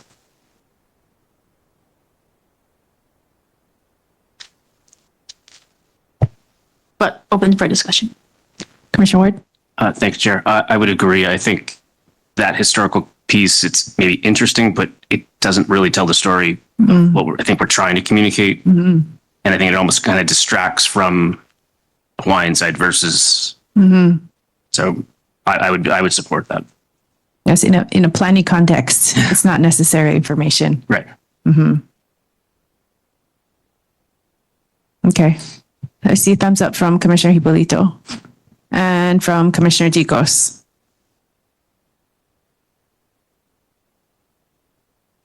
Which I guess, did we clearly decide that we would send all this to Department of OEV Resources? Yes. I think that's probably a good idea. Yeah. It would be nice actually to get it back in chunks so that we have at least a point to reference from them. If they can do it in that order, I'm just concerned we're going to send them this huge file and then they have to go through the whole thing before we get anything back. So you mean like give them one sub area at a time? Or smaller chunks, because we already sent them something maybe when we get down back or, maybe two separate. So there's always a flow. Yeah. I would say giving it to them and having them come to one meeting where your questions are answers is probably the best use of their time. Okay. Okay. That works.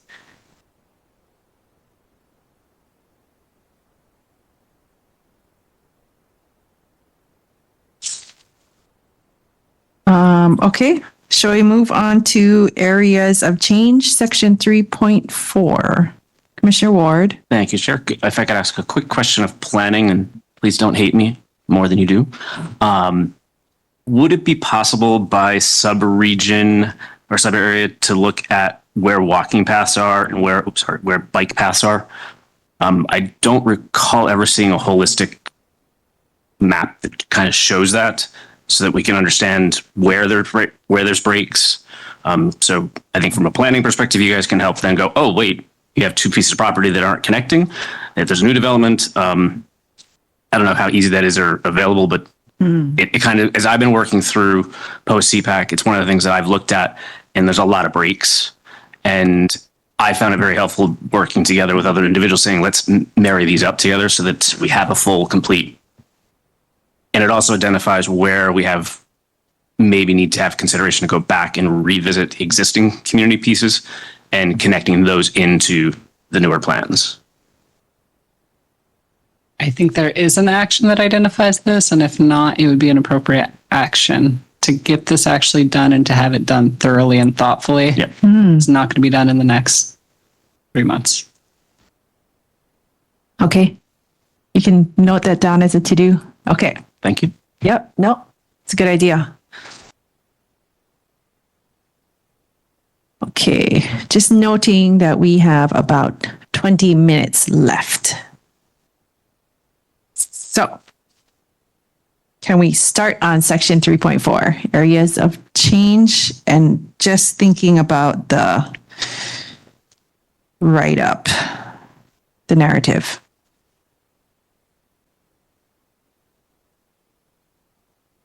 Commissioners, any points, comments, questions for Ma'alaya? See that.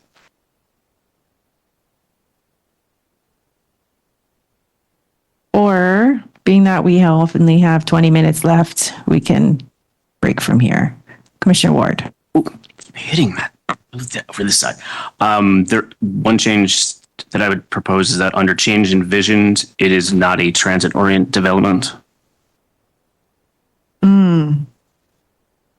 Unless we were to decide to change both land designation, but it's not currently designated in that manner. Good point. But it's a transit-oriented area in that it supports Lahaina, South Maui, and Wailuku. So like lots of people park there to carpool to the west side. So that needs to be here at some capacity. Maybe different words, because if you look at the definition of transit-orient, it's going to be higher density, higher in that area doesn't have the capacity for that. So I wouldn't want somebody to get confused thinking that they should approve that type of development. But to your point, which was actually discussed a lot in CPAC, was it is a throughway. So it fits the description of the purpose, but not the intent of what we want from development or redevelopment.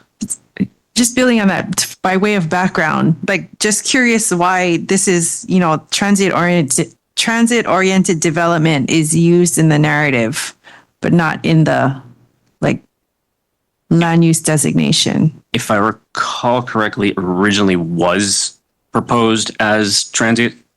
CPAC reversed that out because the area of availability is really small, and we didn't. And I'll say, this recollection, I could be wrong, but I think what the thought process was that we did not want higher density and kind of clogging that all up. But it is very much a transit. I feel like this is one of those cases where non-South Maui residents should be involved because that alleviates so much traffic from Lahaina and into South Maui because a lot of the residents live outside of those areas. So, I mean, if I was envisioning 20 years from now, I could see a bus depot there, a large bus depot because of its location. Even though it's not desired by this community, it's Maui. Maui needs it all. He needs that, But I guess that's why I was saying maybe different words instead of using the transit oriented. Is there a different way we could phrase it that it's and I'm just throwing stuff at, but like kind of focal through point, or I can think on words, but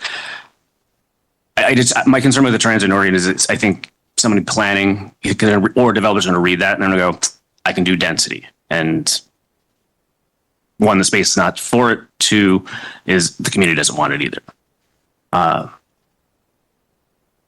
And so that's why it's on the map is small town center versus transit-oriented corridor. And please planning, correct me if I misspoke on any of that. We're going back. We're going back. Commissioner, yeah, Ward, you're correct. So we could change transit-oriented development to say, there are other word size you suggest, like multimodal or other transportation. And we can take out the term higher density and just say a mix of commercial, employment, and residential uses. Because I do remember that the density was a concern for the advisory committee. And the density was a concern because of infrastructure limitations. No, there's not that much land. There's just this little triangle piece. And I think if I recall, there's a Starbucks going in already. The Starbucks is there. It's there. Yeah. So there's just not a lot of land there. So the concern was to be able to clearly say we don't want high density. That was the easiest way, was going with small town center. It was to maintain the current character rather than have the higher density in that triangle. Could we maybe use the word hub? Transit hub. Transit hub. And then take out. Maybe preface it with keeping in mind Maalaya's current existing character, blah, blah, blah. Right.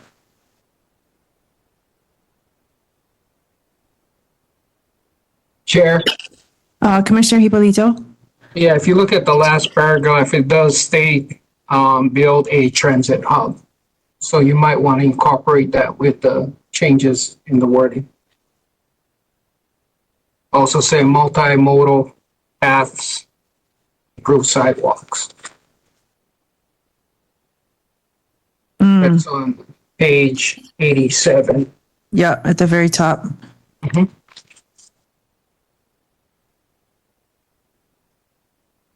I do agree with Commissioner Ward. But as we go through the wording, we have it listed there. Maybe we want to incorporate that backwards.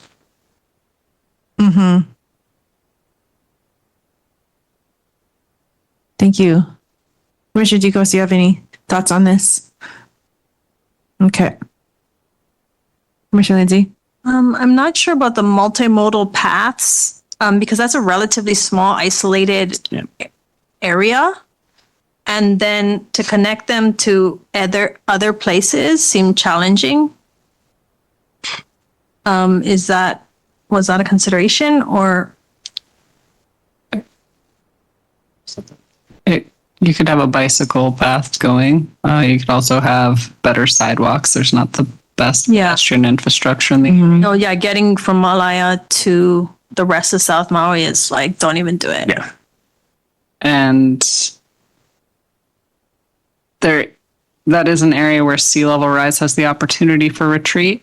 So having the multimodal paths in the neighborhood when it retreats is an opportunity. Okay. Okay, so keep multimodal.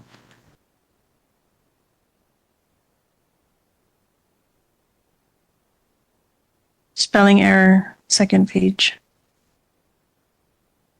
Thorough. It's important for the area's residents to be included in thorough and inclusive planning process. Oh, thorough.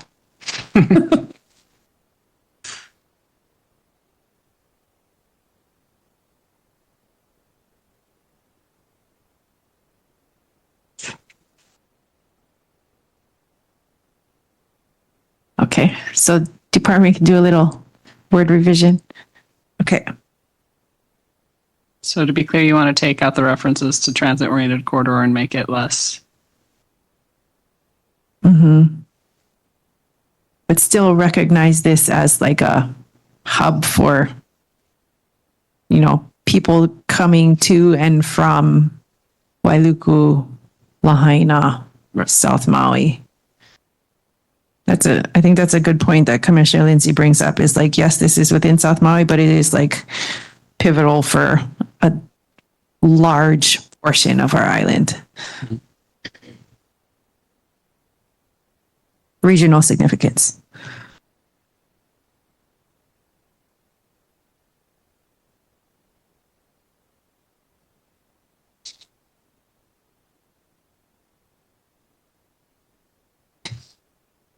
Okay, anything more about Ma'alaya? I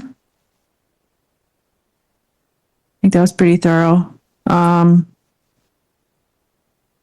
Next one is Central Maui Base Yard.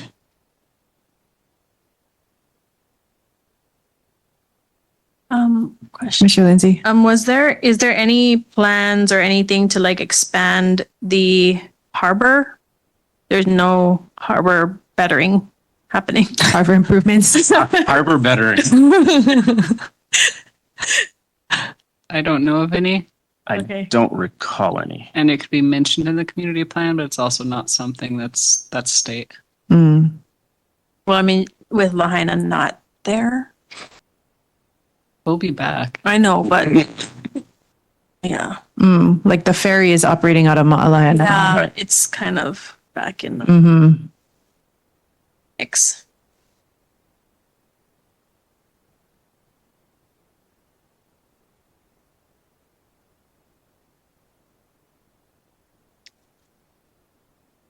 I guess this could mention, well, it includes a state-owned small boat harbor.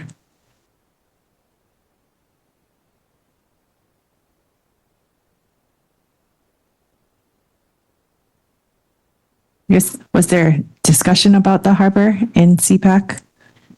Not that I recall. The only thing really was around was about the injection wells, Mm. which was the big topic, and then the seawall was a big topic, and retreat. I think if I recall those are the kind of the key things. But that was pre-fire. Most of the deep discussion was pre-fire. Then when we recapped, as we'll do here, those are really the only things that came up. The injection wells was the biggest. Correct me if I'm wrong, planning. Sounds accurate. I don't necessarily disagree in retrospect. Mm-hmm. I mean, if it wasn't even really talked about, it is what it is. I think if I can maybe frame why I think that didn't come up is because with the injection wells, the water in the harbor is so bad, and with the beaches getting eroded because of all of that, I think that was kind of topic of mind of what's kind of the most important thing versus any kind of expansion. No, I'm just wondering, not necessarily expand, just making it more, improve. Yeah. Multimodal transportation, because that's what it's also servicing. If it's servicing the ferries, that's. Good point. Mm-hmm.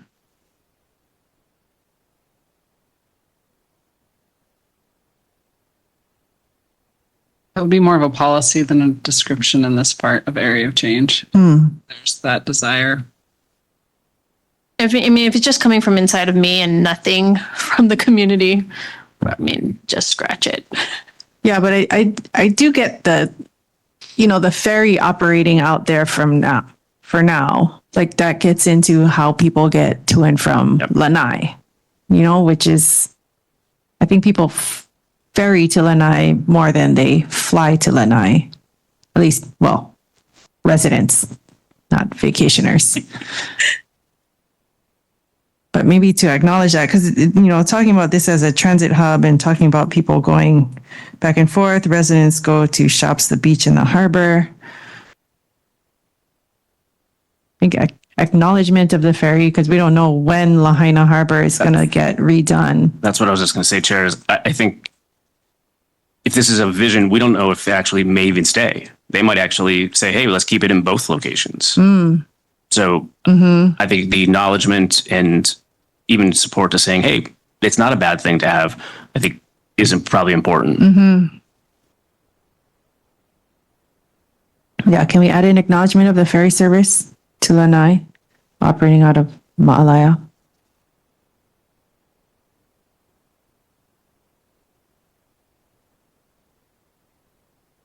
And the Maui bus, is there a stop in Ma'alaya? Okay. Transit, kind of the hub right now. Yep. Probably mentioned that also.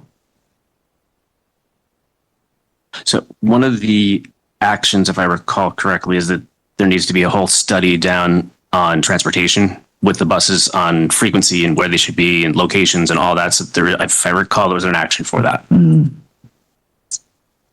But I would agree that I would call it out. But for the whole South Maui, there's a much larger study that needs to be done. When I was on the Maui Planning, the MRA, Maui Redevelopment Agency, that was considered a stop for Wailuku small bus when we initially were talking about the B. I don't know if they kept it or what happened, but that was it. The original B went out to Manaya.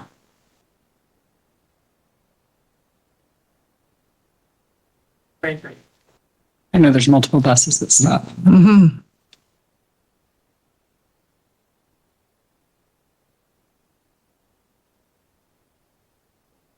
Did you have a chance to write down all those notes? But Maui bus, de facto bus. Okay. Is commissioners online to bring you into this discussion? Any thoughts? I agree that we should acknowledge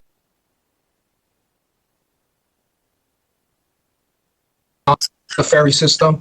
I do know MEO goes out there and pick up quite a bit of people needing help from Lanai. So I do know not only the Maui bus, but also MEO goes out there and pick up patients or to transport people to different places, medical facilities, shopping, the elderly. So I agree that we need to recognize that. Thank you. Thank you very much. Commissioner Dicos, anything else? No, I agree. I think even they do Costco deliveries at the harbor there for Lanai pickup. Good. Thank you. Okay, we have 7 minutes until our break time. Do we want to dive into Central Maui Base Yard or shall we call it? I think we can finish that. Do you think we do Central Maui Base Yard? Okay, Commissioner Lindsay wants to push through. Okay. It's pretty short. Oh, never mind.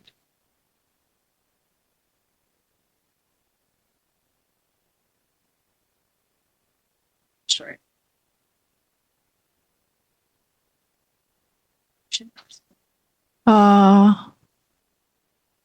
Did somebody have their hand up online?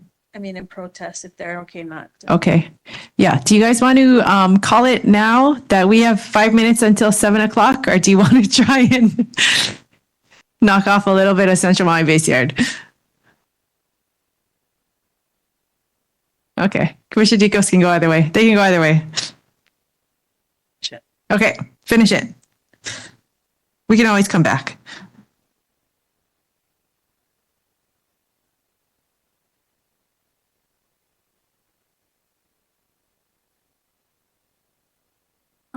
Question. Commissioner Lindsay? Was this also the area where they just recently extended their permit to at Rock? The quarry? Yes. No, not the quarry. This is not the quarry. I mean, it's close. That's more inland, maybe. In the central. I don't know. Will they keep like expanding? So I'm like, where are you guys going? You guys going central, or are you guys going? But this one is. Because that would be an opportunity for an alternate rubbish site and also a commercial composting facility. You're talking about the quarry that is right next to the dump, right? No. No, there is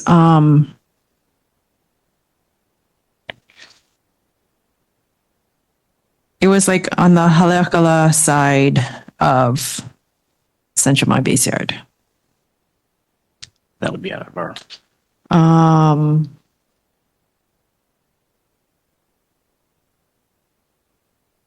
Like 90% sure that is outside of your community plan area that you're discussing right now. I believe so too. Well, it's within this green area. Yeah. It is.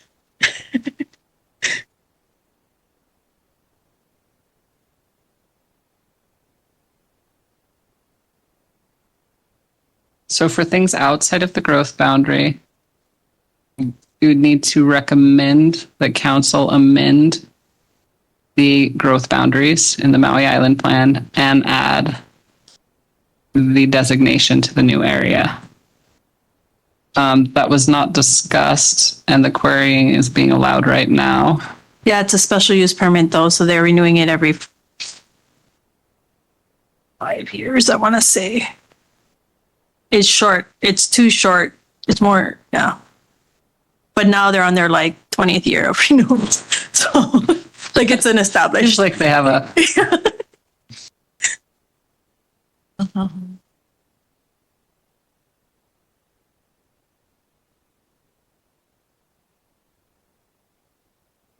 If you guys can share the TMK, I can look it up and see what the history is. I just did not follow that particular permit. And you have 3 minutes to do. We'll have to dig that up. I don't remember how long ago that was.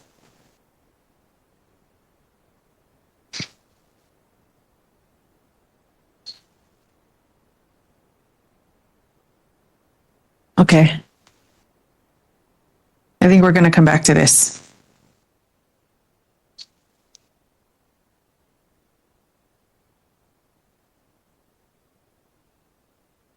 So give us time to look back through our piles of past applications.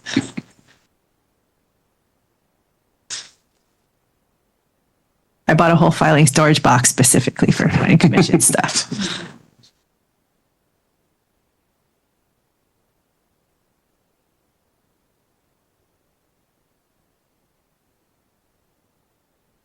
Okay, I think we're at a breaking point. I think we got to revisit this one.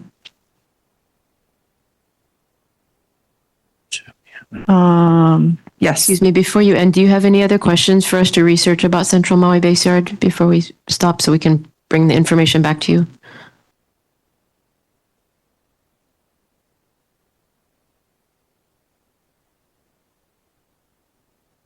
See this map thing is on this page too. Mhm. Yeah.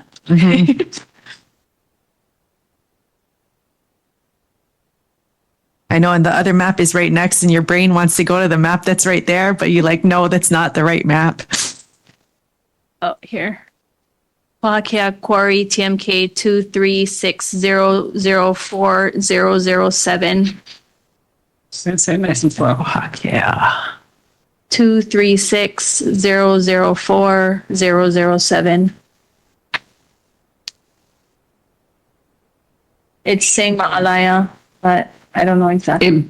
It barely mixed inside it. That should be acknowledged somewhere. That's going to be something in 20 years for sure. I mean, like the edge of it's inside and the rest. But they're expanding. They're like, can we add this TMK? Can we add this TMK? Wait, isn't Wahakea the one? Oh. Because there's the quarry that's like by Ma'alaya. Yeah, well, But there's a quarry that's like by Central Maui Base Yard. I'm pretty sure this one is owned by Hawaiian Dredging, and this is the one that's coming up on Google. Because there's 2 on Maui that are active. Okay, it's 7:00. Meeting's over. Yes. Sorry. Yes, we will come back to this one. I think we've hit our cognitive limit for meetings for today. Commissioner Dicos. Yeah, I just want to say how nice it is to have someone from South Maui as we go through this. So, and somebody who's gone through the CPAC as well, inform us what those discussions were. So, appreciate it. Thank you. Mm-hmm. All right. It's a pleasure being here. As I said, I'm quite honored. So look forward to working with everybody. Yes, it's been good so far. It's only day one. Yeah.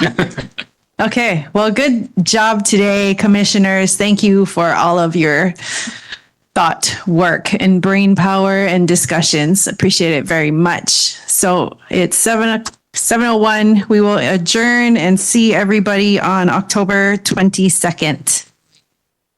Right, Leilani? Bye. Thank you. Discussion with Kate, but if you are going to do it, let's do everything for the 3 o'clock. So please check the agenda carefully for the location for the next meeting. Thank you. Okay, thank you. Ahui ho, everybody.